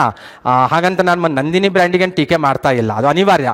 ಅದು ಬಿಟ್ಟರೆ ಬೇರೆ ಯಾವುದು ನಾವೀಗ ಬೇರೆ ಸೋರ್ಸ್ ಇಲ್ಲ ಬಂದಾಗ. ಆದರೆ ನಾವಿವತ್ತು ಜಾಸ್ತಿ ನಮ್ಮ ರಾಜ್ಯದಲ್ಲಿ ಹೈನುಗಾರಿಕೆಗಾಗಿ ಬಳಸ್ತಾ ಇರೋದಂದರೆ ಯಾವುದು, ಒಂದು HF ತಳಿ ಅಂತ, ಇನ್ನೊಂದು ಜರ್ಸಿ ಅನ್ನುವಂಥ ತಳಿ. ಈ ಎರಡು ತಳಿಗಳನ್ನು ನಾವು ನಮ್ಮ ರಾಜ್ಯದಲ್ಲಿ ಹೈನುಗಾರಿಕೆಗಾಗಿ ಬಳಸ್ತಾ ಇರೋದು. ಪ್ಯೂರ್ಲಿ ಇವೆರಡು ಹೈನುಗಾರಿಕೆಗಾಗಿ ಬಳಸ್ತಾ ಇರೋದು. ಮಿಶ್ರ ತಳಿಯ ಹಸುಗಳನ್ನೋದು ಗೊತ್ತಿರಬೇಕು. ಇವೆಲ್ಲ ಕ್ಲಿಯರ್ ಆಗುತ್ತಾ? ಓಕೆ, ಇವುಗಳ ಬಗ್ಗೆ ಒಂದು ಸ್ವಲ್ಪ ಐಡಿಯಾ ಇರಬೇಕು. ಇವು ಯಾವ ಭಾಗದಲ್ಲಿ ಕಂಡು ಬರ್ತಾವಂತ ಏನು ಕೇಳಲ್ಲ, ಆದರೆ ಹೈನುಗಾರಿಕೆಗಾಗಿ ಬಳಸುವಂತಹ ಇವತ್ತಿನ ತಳಿಗಳಲ್ಲಿ ಹೆಚ್ಚು ಫೇಮಸ್ ಆಗಿರುವಂಥ ತಳಿಗಳನ್ನೋದು ಗೊತ್ತಿರಬೇಕು. ಕ್ಲಿಯರ್ ಆಗುತ್ತಾ? ಓಕೆ, ಇದ್ರ ಬಗ್ಗೆ ಒಂದು ಸ್ವಲ್ಪ ಗೊತ್ತಿರಬೇಕು. ಇದ್ರ ಜೊತೆ ಮ್ಯಾಕ್ರಲ್ ಬಗ್ಗೆ ಗೊತ್ತಿರಬೇಕು. ಮ್ಯಾಕ್ರಲ್ ಅವಾಗಲೇ ಬಂದಿತ್ತಲ್ಲ, ಏನಿದು ಮ್ಯಾಕ್ರಲ್ಲು? ಮೀನಿನ ಪ್ರಭೇದ. ಅದು ಕೋಸ್ಟಲ್ ಏರಿಯಾದಲ್ಲಿ ಮೇಜರ್ ಆಗಿ ಕಂಡು ಬರುವಂಥ ಒಂದು ಪ್ರಭೇದದ ಮೀನು ಮ್ಯಾಕ್ರಲ್ ಕರಾವಳಿ ಅಂತಲೇ ಕರ್ನಾಟಕಕ್ಕೆ ಕರೀತಾರೆ. ಕರ್ನಾಟಕ ಸಮತೋಲನವಾಗಿ ಡೆವಲಪ್ ಆಗಿಲ್ಲ ಅಂತ ನಾನು ಹೇಳಿದೆ. ನಾನು ಕೈಗಾರಿಕೆ ಆಗಿರ್ಬೋದು, ಬೇರೆ ಬೇರೆ ಆಂಗಲ್ ಅಲ್ಲಿ ಬಂದಾಗ ಕರ್ನಾಟಕ ಸಮತೋಲನವಾಗಿ ಡೆವಲಪ್ ಆಗಿಲ್ಲ ಅನ್ನೋ ಕಾರಣಕ್ಕಾಗಿ ಕರ್ನಾಟಕ ಸರ್ಕಾರ ಏನ್ ಮಾಡುತ್ತಂದ್ರೆ ಪ್ರಾದೇಶಿಕವಾಗಿ ನಮ್ಮಲ್ಲಿ ಇರುವಂತಹ ಅಸಮತೋಲನವನ್ನು ಐಡೆಂಟಿಫೈ ಮಾಡಲಿಕ್ಕೆ ಒಂದು ಕಮಿಟಿಯನ್ನು ಫಾರ್ಮ್ ಮಾಡುತ್ತೆ ಕರ್ನಾಟಕ ಸರ್ಕಾರ. ಪ್ರಾದೇಶಿಕ ಅಸಮತೋಲನೆ ಅಂದ್ರೆ ಇಡೀ ಸ್ಟೇಟ್ ಸೇಮ್ ಡೆವಲಪ್ ಆಗಿಲ್ಲ. ಕೆಲವೊಂದು ಜಿಲ್ಲೆಗಳು ಬಹಳ ಮುಂದುವರೆದು ಬಿಟ್ಟಿದ್ದಾವೆ, ಕೆಲವೊಂದು ಜಿಲ್ಲೆಗಳು ಬಹಳ ಹಿಂದುಳಿದು ಬಿಟ್ಟಿದ್ದಾವೆ, ಕೆಲವೊಂದು ಪರವಾಗಿಲ್ಲ. ಅವುಗಳನ್ನು ಐಡೆಂಟಿಫೈ ಮಾಡಲಿಕ್ಕೆ ಕರ್ನಾಟಕ ಸರ್ಕಾರ ನಂಜುಂಡಪ್ಪ ಅವರ ಅಧ್ಯಕ್ಷತೆಯಲ್ಲಿ ಒಂದು ಕಮಿಟಿಯನ್ನು ನೇಮಕ ಮಾಡುತ್ತೆ. ನಂಜುಂಡಪ್ಪ ಕಮಿಟಿ ಅಂತ ಕರೀತಾರೆ ಅದಕ್ಕೆ. ಎಕ್ಸಾಮ್ ಅಲ್ಲಿ ನಿಮ್ಗೆ ಏನ್ ಕೇಳ್ಬೋದು, ನಂಜುಂಡಪ್ಪ ಕಮಿಟಿ ಯಾವುದಕ್ಕೆ ರಿಲೇಟೆಡ್ ಆಗಿದೆ ಅಂತ ಕೇಳ್ಬೋದು. ನಂಜುಂಡಪ್ಪ ಕಮಿಟಿ ಪ್ರಾದೇಶಿಕ ಅಸಮತೋಲನದ ಅಧ್ಯಯನ ಮಾಡಲಿಕ್ಕೆ, ಅಂದ್ರೆ ಇಡೀ ಕರ್ನಾಟಕವನ್ನು ಸ್ಟಡಿ ಮಾಡಿ ಯಾವ ಏರಿಯಾ ಡೆವಲಪ್ ಆಗಿದೆ, ಯಾವುದು ಹಿಂದುಳಿದಿದೆ ಅನ್ನೋದನ್ನು ಫೈಂಡ್ ಔಟ್ ಮಾಡಲಿಕ್ಕೆ ನೇಮಕ ಆದಂತ ಒಂದು ಕಮಿಟಿ. ನಂಜುಂಡಪ್ಪ ಅವರ ಕಮಿಟಿಗೆ ಮುಖ್ಯಸ್ಥರಾಗಿದ್ರು. ನಂಜುಂಡಪ್ಪ ಕಮಿಟಿ ಎಕ್ಸಾಮ್ ಅಲ್ಲಿ ಸಾಕಷ್ಟು ಸರಿ ಅದೇ ರೀತಿ ಕ್ವಶನ್ ಕೇಳಿದ್ದಾರೆ. ಓಕೆ, ನಂಜುಂಡಪ್ಪ ಕಮಿಟಿ ಏನ್ ಮಾಡುತ್ತಂದ್ರೆ ಡಿಸ್ಟಿಕ್ ಅನ್ನು ಗುರುತಿಸಲ್ಲದು, ತಾಲೂಕುಗಳನ್ನು ಗುರುತಿಸ್ತಾ ಹೋಗುತ್ತೆ. ತಾಲೂಕುಗಳನ್ನು ಗುರುತಿಸುತ್ತೆ. ತಾಲೂಕನ್ನು ಒಂದು ಯೂನಿಟ್ ಆಗಿ ತೆಗೆದುಕೊಳ್ಳುತ್ತೆ. ಈಗ ಫಾರ್ ಎಕ್ಸಾಂಪಲ್ ಅರ್ಕಲ್ಗೂಡು ತಾಲೂಕು ಇದ್ರೆ ಇಡೀ ತಾಲೂಕು ಡೆವಲಪ್ ಆಗಿದೆನಾ, ಬ್ಯಾಕ್ವರ್ಡ್ ಇದೆನಾ, ಮೋಸ್ಟ್ ಬ್ಯಾಕ್ವರ್ಡ್ ಇದೆನಾ, ಈ ರೀತಿ ಐಡೆಂಟಿಫೈ ಮಾಡ್ತಾ ಹೋಗುತ್ತೆ. ಇಡೀ ಕರ್ನಾಟಕದಲ್ಲಿ 114 ತಾಲೂಕುಗಳನ್ನದು ಗುರುತಿಸ್ತಾ ಹೋಗುತ್ತೆ. ಅವುಗಳನ್ನು ಬಿಟ್ಟು ರಿಮೈನಿಂಗ್ ವೈಟ್ ಕಲರ್ ತಾಲೂಕುಗಳೇನಿದಾವಲ್ಲ ಅವೆಲ್ಲ ಡೆವಲಪ್ಡ್ ತಾಲೂಕುಗಳಂತ ಅರ್ಥ. ವೈಟ್ ಕಲರ್ ಅಲ್ಲ, ಓಕೆ, ಅರ್ಕಲ್ಗೂಡು ಡೆವಲಪ್ ಅನಿಸುತ್ತೆ ಮೋಸ್ಟ್ಲಿ, ಹೌದಾ? ಓಕೆ, ಹಾಸನ್ ಬಹುತೇಕ ಡೆವಲಪ್ ಅಲ್ಲೇ ಇದೆ ಬಂದಾಗ. ಪಿಂಕ್ ಕಲರ್ ಏನು ಕಾಣಿಸ್ತಾ ಇದಾವಲ್ಲ, ರೆಡ್ ಅಲ್ಲೇ ಇದಾವಲ್ವಾ, ಅವು ಮೋಸ್ಟ್ ಬ್ಯಾಕ್ವರ್ಡ್ ತಾಲೂಕ್ಸ್ಗಳು. ಪಿಂಕ್ ಕಲರಿಂದ ಹೈಲೈಟ್ ಆಗಿದೆ ಅಲ್ವಾ, ಪಿಂಕ್ ಕಲರಿಂದ ಹೈಲೈಟ್ ಆಗಿರುವಂಥ ತಾಲೂಕ್ಸ್ಗಳೇನಿದಾವಲ್ವಾ ಮೋಸ್ಟ್ ಬ್ಯಾಕ್ವರ್ಡ್ ತಾಲೂಕ್ಸ್ಗಳು. ಎಲ್ಲಿ ಜಾಸ್ತಿ ಇದ್ದಾವೆ? ಅರ್ಕಲ್ಗೂಡು ತಾಲೂಕು ಏನಂತ ಹೇಳಿ ಯಾರಾದ್ರೂ ಆ ಮೂರರಲ್ಲಿ ಯಾವುದು ಅಂತ? ಯಾವ್ದಿದೆ ಅರ್ಕಲ್ಗೂಡು? White backward taluk. ಹೌದಾ ಸರ್? 39 ಏನಿದೆ ಅದರಲ್ಲಿ ಅರ್ಕಲ್ಗೂಡು ಒಂದು ಅಲ್ಲ, ಅವರು ಡೆವಲಪ್ ಅಂತ ಹೇಳಿದ್ರು ಸರ್. ಅವರು ವರದಿನಲ್ಲೇ ಇರೋದು. ನಾನು ನಂಜುಂಡಪ್ಪ ವರದಿನಲ್ಲಿ ಇರೋ ತಾಲೂಕಲ್ಲಿ ಹೆಸರು ಅರ್ಕಲ್ಗೂಡು ಮೋಸ್ಟ್ ಬ್ಯಾಕ್ವರ್ಡ್ ತಾಲೂಕು ಅಂತ ಇರೋದು. ಅದಕ್ಕೆ ಈ ಕಾರ್ಯಕ್ರಮ ಮಾಡ್ತಿರೋದು. ಇಲ್ಲಿ ಬಂದವರು ತಪ್ಪಿಸ್ತಾರಲ್ಲ, ಅದು ನೋಡಿದ್ರೆ ಗೊತ್ತಾಗುತ್ತೆ ಯಾಕಿನ್ನು ನಾವು ಮೋಸ್ಟ್ ಬ್ಯಾಕ್ವರ್ಡ್ ತಾಲೂಕು ಆಗಿದ್ದೀವಿ ಅಂತ. ಗೊತ್ತಾಯ್ತಾ? ಹೊಳೆನರಸೀಪುರದಲ್ಲಿ 7 ಡಿಗ್ರಿ ಕಾಲೇಜ್ಗಳಿದೆ. ಅರ್ಕಲ್ಗೂಡಲ್ಲಿ ತಾಲೂಕು ಹೆಡ್ ಕ್ವಾರ್ಟರ್ ಒಂದೇ ಇದೆ. ಅದರಲ್ಲೇ ಅರ್ಥ ಮಾಡ್ಕೊಳ್ಳಿ ನಾವು ಎಷ್ಟು ಫಾರ್ವರ್ಡ್ ಇದ್ದೀವಿ ಅಂತ. ಸರ್, ಓಕೆ, ಹಾಗಾಗಿ ಒಂದು ಸ್ವಲ್ಪ ಕ್ಲಾರಿಟಿ ಇರಬೇಕಲ್ಲಿ ಬಂದಾಗ ನಂಜುಂಡಪ್ಪ ಕಮಿಟಿ ಯಾವುದಕ್ಕೆ ರಿಲೇಟೆಡ್ ಆಗಿದೆ ಅನ್ನೋ ಕ್ಲಿಯರ್ ಆಗಿರಬೇಕು. ಹಿಂದುಳಿದ ತಾಲೂಕುಗಳನ್ನು ಬಂದಾಗ ಅಲ್ಲಿ ಯಾವ ರೀತಿ ಅವರು ಬೈಫರ್ಗೇಷನ್ ಮಾಡಿದ್ರು ಅನ್ನೋದು ಗೊತ್ತಿರಬೇಕು. ಟೋಟಲ್ 114 ತಾಲೂಕುಗಳನ್ನು ಗುರುತಿಸುತ್ತೆ ಅನ್ನೋದು ಗೊತ್ತಿರಬೇಕು. ಇದು ಅವತ್ತಿನ ತಾಲೂಕುಗಳು 176 ತಾಲೂಕುಗಳಿದೆ ಆ ಟೈಮಲ್ಲಿ. 2000 ಇಸ್ವಿಯಲ್ಲಿ ಅದು ಫಾರ್ಮ್ ಆಗಿದೆ ಕಮಿಟಿ. ಅದು 2002ರಲ್ಲಿ ರಿಪೋರ್ಟ್ ಕೊಡುತ್ತೆ. ಅದರಲ್ಲಿ ಮೋಸ್ಟ್ ಬ್ಯಾಕ್ವರ್ಡ್ ತಾಲೂಕುಗಳೆಲ್ಲ ಜಾಸ್ತಿ ಇರೋದೆಲ್ಲಿ ಯಾವ ಕಡೆ ಅಂತ ಕೇಳಿದ್ರೆ ಈ ಕಲ್ಯಾಣ ಕರ್ನಾಟಕದ ನಾರ್ತ್ ಕರ್ನಾಟಕ ಅಂತ ಗುರುತಿಸೋದು. ಓಕೆ, ಇಷ್ಟು ಸಾಕಾಗುತ್ತೆ. ಎಕ್ಯುರೇಟ್ ಸ್ವಲ್ಪ ಅಂಕಿಅಂಶಗಳನ್ನು ಸ್ವಲ್ಪ ಗೊತ್ತಿರಬೇಕು ನಿಮಗೆ. ಎಕ್ಸಾಮಲ್ಲಿ ಸ್ವಲ್ಪ ನೀವು ಡೆಪ್ತಾಗಿ ಓದ್ತೀರಿ, PSI ಅಥವಾ KS ಓದ್ತೀರಂದ್ರೆ ಇಷ್ಟೇ ಸಾಕಾಗಲ್ಲ, ಇನ್ನು ಸ್ವಲ್ಪ ಚೆನ್ನಾಗಿ ಓದ್ಬೇಕು ನೀವು. ಅದಕ್ಕೆ ಏನು ಕಾರಣಗಳಿದಾವೆ ಅನ್ನೋದು ನೀವು ಫೈಂಡ್ ಔಟ್ ಮಾಡ್ತಾ ಹೋಗಬೇಕು. ಅದಕ್ಕೆ ಸೊಲ್ಯೂಷನ್ ಏನನ್ನೋದು ಕೂಡ ನೀವು ಸಜೆಸ್ಟ್ ಮಾಡ್ತಾ ಹೋಗಬೇಕು. ಆದರೆ ಬೈಫರ್ಗೇಷನ್ ಎಕ್ಯುರೇಟ್ ಆಗಿ ಗೊತ್ತಿರಬೇಕು ನಿಮಗೆ. ನಂಜುಂಡಪ್ಪ ಸಮಿತಿಯ ವರದಿಯ ಪ್ರಕಾರ ಅತಿ ಹೆಚ್ಚು ಹಿಂದುಳಿದಿರುವ ತಾಲೂಕುಗಳೆಲ್ಲವೂ ಕೂಡ ಉತ್ತರ ಕರ್ನಾಟಕದಲ್ಲಿ ಇದ್ದಾವೆ. ಈ ಸ್ಟೇಟ್ಮೆಂಟ್ ಸರಿನಾ ತಪ್ಪ ಅಂತ ಕೇಳ್ಬೋದು. ಅಥವಾ ಅತಿ ಹಿಂದುಳಿದಿರುವಂತಹ ತಾಲೂಕುಗಳು ಬಂದಾಗ ನಾವು ದಕ್ಷಿಣ ಕರ್ನಾಟಕದಲ್ಲಿ ಕೂಡ ಅಲ್ಲಲ್ಲಿ ನಾವು ನೋಡ್ತೇವಂತಿರ್ಬೋದು. ಇವನ್ ಪಾವಗಡ ಅವಾಗಲೇ ಬಂದಿತ್ತು, ಪೆನಿ ಎನ್ಕ್ಲೇವ್ ಅಂತ. ಪಾವಗಡ ಕೂಡ ನೋಡ್ರಿ ಮೋಸ್ಟ್ ಬ್ಯಾಕ್ವರ್ಡ್ ತಾಲೂಕುಗಳಿದ್ದಾವೆ. ಸ್ವಲ್ಪ ನೀವು ಐಡೆಂಟಿಫೈ ಮಾಡ್ಕೋಬೇಕು. ಸ್ಪೆಷಲಿ ನಿಮ್ಮ ಡಿಸ್ಟಿಕ್ ಅನ್ನು ಸ್ವಲ್ಪ ನೀಟಾಗಿ ಅಬ್ಸರ್ವ್ ಮಾಡಬೇಕು. ಡಿಸ್ಟಿಕ್ ಅಂತ ಗುರುತಿಸಲ್ಲ, ಇಲ್ಲಿ ತಾಲೂಕು ಅಂದ್ರೆ ಗುರುತಿಸೋದವ್ರು. ತಾಲೂಕನ್ನೇ ಒಂದು ಯೂನಿಟ್ ಆಗಿ ತೊಳ್ತಾರೆ. ತಾಲೂಕು ಬ್ಯಾಕ್ವರ್ಡ್ ಆಗಿರಬೇಕು ಅಥವಾ ಮೋರ್ ಬ್ಯಾಕ್ವರ್ಡ್ ಅಥವಾ ಮೋಸ್ಟ್ ಬ್ಯಾಕ್ವರ್ಡ್, ಇವು ಮೂರಲ್ಲಿ ಬೈಫರ್ಗೇಷನ್ ಮಾಡ್ತಾ ಹೋಗ್ತಾರೆ. ವೈಟ್ ಅಲ್ಲಿರೋವೆಲ್ಲವೂ ಕೂಡ ಅದನ್ನು ಮೀರಿ ಡೆವಲಪ್ ಆಗಿರೋದಂತಾನೆ ಗುರುತಿಸಬಹುದಾಗಿದೆ. ಇದ್ರ ಬಗ್ಗೆ ಒಂದು ಸ್ವಲ್ಪ ಐಡಿಯಾ ಇರಬೇಕು. ಓಕೆ, ಕೊನೆ ಟಾಪಿಕ್ಗೆ ಬಂದೀನಿ. 20 ನಿಮಿಷ ಟೈಮ್ ಇದೆ. 20 ನಿಮಿಷದಲ್ಲಿ ಎಷ್ಟಾಗುತ್ತೋ ಅಷ್ಟು ನಾನು ಕನ್ಕ್ಲೂಷನ್ ಮಾಡ್ತೀನಿ. ಇಂಪಾರ್ಟೆಂಟ್ ಆಗಿರೋ ಟಾಪಿಕ್ ಯಾಕೆ ಕೊನೆಗೆ ಹಾಕೊಂಡಿದ್ದೇನೆ ಅಂದರೆ, ಇದು ಏನಾದರೂ ಸೆಕೆಂಡ್ ಟಾಪಿಕ್ ತೆಗೆದುಕೊಂಡು ಬಿಟ್ರೆ ಇದು ಮುಗಿಯೋಷ್ಟೊತ್ತಿಗೆ ಕ್ಲಾಸ್ ಮುಗಿಯೋ ಪೈಕಿ ಮತ್ತೆ ಮನೆಗೆ ಹೋಗಿ ಬೈಕೋಬಾರ್ದು. ಯಾವನೋ ಬಂದನೋ ಹಿಂಗೆ ಹೇಳೋದನ್ನ ಅಷ್ಟೇ ಮುಗಿತನ್ನಂಗಿರಬಾರ್ದು. ಕೊನೆಗೆ ಹಾಕೊಂಡಿದ್ದೀನಿ. ಎಷ್ಟು ಇಂಪಾರ್ಟೆಂಟ್ ಆಗೋದು ಅಷ್ಟು ನಾನು ಕವರ್ ಮಾಡಿಕೊಡ್ತೀನಿ. ಇನ್ನೂ 20 ನಿಮಿಷ ಟೈಮ್ ಇದೆ ನನ್ನ ಹತ್ರ. ಓಕೆ, ಕರ್ನಾಟಕದ ನದಿಗಳಿಗೆ ರಿಲೇಟೆಡ್ ಆಗಿ ಒಂದು ಸ್ವಲ್ಪ ಮ್ಯಾಪ್ಸ್ ನಿಮ್ಮ ಹತ್ರ ನೀಟಾಗಿ ಇರಬೇಕು. ಓಕೆನಾ? ನದಿಗಳ ಬಗ್ಗೆ ಒಂದು ಸ್ವಲ್ಪ ಐಡಿಯಾ ಇರಬೇಕು. ನದಿಗಳ ಬಗ್ಗೆ ಬೈಪಾಟ್ ಮಾಡೋದಲ್ಲ ಸುಮ್ಮನೆ. ನೀವು ಅದೃಷ್ಟವಂತರು, ಇಲ್ಲೇ ಕಾವೇರಿ ನದಿ ಇದೆ ಪಕ್ಕದಲ್ಲೇ, ಈ ಕಡೆ ಒಂದು ಸ್ವಲ್ಪ ಹೋದ್ರೆ ಹೇಮಾವತಿನೂ ಸಿಗುತ್ತೆ ನಿಮಗೆ. ನಾವೆಲ್ಲ ಕಾವೇರಿ ನದಿ ನೋಡಿದ್ದು ಅವಾಗ 24-25 ವಯಸ್ಸಾದ್ಮೇಲೆ. ಅದು ಫಸ್ಟ್ ಟೈಮ್ ನೋಡಿದಾಗ ಭಾಳ ದೊಡ್ಡ ಫೀಲ್ ನಮಗೆ. ಕಾವೇರಿ ಅಂದರೆ ಏನೋ ಒಂದು ಅಟ್ಯಾಚ್ಮೆಂಟ್ ಅನ್ನೋದು ಭಾವನಾತ್ಮಕವಾಗಿ. ನೀವು ದಿನ ಬೆಳಗಾದ್ರೆ ಕಾವೇರಿ ನದಿ ನೋಡ್ತಾ ಇರ್ತೀರಾ, ಏನು ಅಟ್ಯಾಚ್ಮೆಂಟ್ ಇರಲ್ಲ, ಅದು ಕಾಮನ್ ಅನ್ನಂಗೆ ಇರುತ್ತೆ ನಿಮಗೆ. ಓಕೆ, ನದಿಗಳ ಬಗ್ಗೆ ಒಂದು ಕ್ಲಿಯರ್ ಇರಬೇಕು. ನಿಮಗೆ ಫಸ್ಟ್ ಆಫ್ ಆಲ್ ಬೇಸಿಕ್ ಆಗಿ ನಾರ್ತಿಂದ ಸೌತ್ಗೆ ಇರುವಂಥ ಇಂಪಾರ್ಟೆಂಟ್ ನದಿಗಳು ಯಾವ್ದು ಅನ್ನೋದು ಒಂದು ಬಗ್ಗೆ ಕ್ಲಾರಿಟಿ ಇರಬೇಕು. ಈ ಕಡೆಯಿಂದ ಈ ಕಡೆ ಆದರೂ ಈ ಕಡೆಯಿಂದ ಆದರೂ ಒಂದು ಕಡೆ ಎಲ್ಲಕ್ಕಿಂತ ಮೇಲ್ಭಾಗದಲ್ಲಿ ಬಂದಾಗ ಭೀಮಾ ಸಿಗುತ್ತೆ, ನಮಗೆ ಕೃಷ್ಣ ಸಿಗುತ್ತೆ, ತುಂಗಭದ್ರಾ ಸಿಗುತ್ತೆ, ಕೆಳಗಡೆ ಬಂದರೆ ನಮಗೆ ವೇದಾವತಿ ಸಿಗುತ್ತೆ, ಈ ಕಡೆ ಬಂದರೆ ಕಾವೇರಿ ಸಿಗುತ್ತೆ. ಈ ರೀತಿ ಒಂದು ಸ್ವಲ್ಪ ಐಡಿಯಾ ಇರಬೇಕು ನಮಗೆ. ಇತ್ತೀಚೆಗೆ ಯಾರಾದರೂ PC ಎಕ್ಸಾಮ್ ಬರೆದ್ರೆ ಗೊತ್ತಿರುತ್ತೆ. ಇದೇ ರೀತಿ ಕ್ವಶನ್ ಕೇಳಿದ್ರು, ಅವ್ರು 4 ನದಿಗಳು ಕೊಟ್ಟಿದ್ರು, ನಾರ್ತಿಂದ ಸೌತ್ಗೆ ಜೋಡಿಸ್ರಿ ಅಂತ ಹೇಳ್ತಾರೆ. ಭೀಮಾ, ಕೃಷ್ಣ, ತುಂಗಭದ್ರಾ ಮತ್ತು ವೇದಾವತಿ ಅಂತಲ್ಲಿ ಆಪ್ಷನ್ಸ್ ಇರೋದು ಸರಿಯಾಗಿತ್ತು. ಹಾಗಾಗಿ ಮ್ಯಾಪನ್ನು ನೀಟಾಗಿ ಅಬ್ಸರ್ವ್ ಮಾಡಬೇಕು. ಕಾವೇರಿ ಬಗ್ಗೆ ಹೇಳಂದ್ರೆ ಒಂದೊಂದು ಪೇಜ್ ಬರೆದು ಬಿಡೋದಲ್ಲ, ಗೊತ್ತಿರಬೇಕು ಕಂಟೆಂಟು. ಮ್ಯಾಪ್ ಬೇಸ್ಡ್ ಆಗು ಗೊತ್ತಿರಬೇಕು ನಿಮಗೆ. ಓಕೆ, ನದಿಗಳ ಬಗ್ಗೆ ಕ್ಲಿಯರ್ ಇರಬೇಕು. ಈ ಸ್ಟೇಟ್ಮೆಂಟ್ ಸರಿನಾ ತಪ್ಪ ಅಂತ ಕೇಳ್ಬೋದು ನಿಮಗೆ. ಕರ್ನಾಟಕದಲ್ಲಿ ಹರಿಯುವಂಥ ಬಹುತೇಕ ನದಿಗಳು ಪಶ್ಚಿಮ ಘಟ್ಟಗಳಲ್ಲಿ ಉಗಮ ಆಗುತ್ತವೆ. ಒಪ್ಕೋತೀರಾ? ಏನು ರೀಸನ್? ಹೆಚ್ಚು ಮಳೆ ಆಗುತ್ತೆ. ರೀಸನ್ ಅದೇ, ಹೆಚ್ಚು ಮಳೆ ಆಗುತ್ತೆ. ಹಾಗಾಗಿ ಕರ್ನಾಟಕದಲ್ಲಿ ಹರಿಯುವಂಥ ಬಹುತೇಕ ನದಿಗಳಿಗೆ ವೆಸ್ಟರ್ನ್ ಘಾಟ್ಸು ಉಗಮ ತಾಣ ಅಂತ ಹೇಳೋದು. ವೆಸ್ಟರ್ನ್ ಘಾಟ್ಸು ಫ್ಲಾಟ್ ಆಗಿದೆನಾ, ಹೀಗಿದೆನಾ, ಎತ್ತರವಾದಂಥ ಪ್ರದೇಶನ? ಓಕೆ, ಹಾಗಾದ್ರೆ ವೆಸ್ಟರ್ನ್ ಘಾಟ್ಸ್ನಲ್ಲಿ ಉಗಮ ಆಗುವಂಥ ನದಿಗಳು ಎರಡು ಕಡೆಗೆ ಹರಿಯುವಂಥ ಪಾಸಿಬಿಲಿಟಿ ಇರುತ್ತಾ? ಓಕೆ, ಯಾವ ಕಡೆ ಇಳಿಜಾರು ಇರುತ್ತೋ ಆ ಕಡೆ ಫ್ಲೋ ಆಗ್ತಾ ಹೋಗುತ್ತೆ.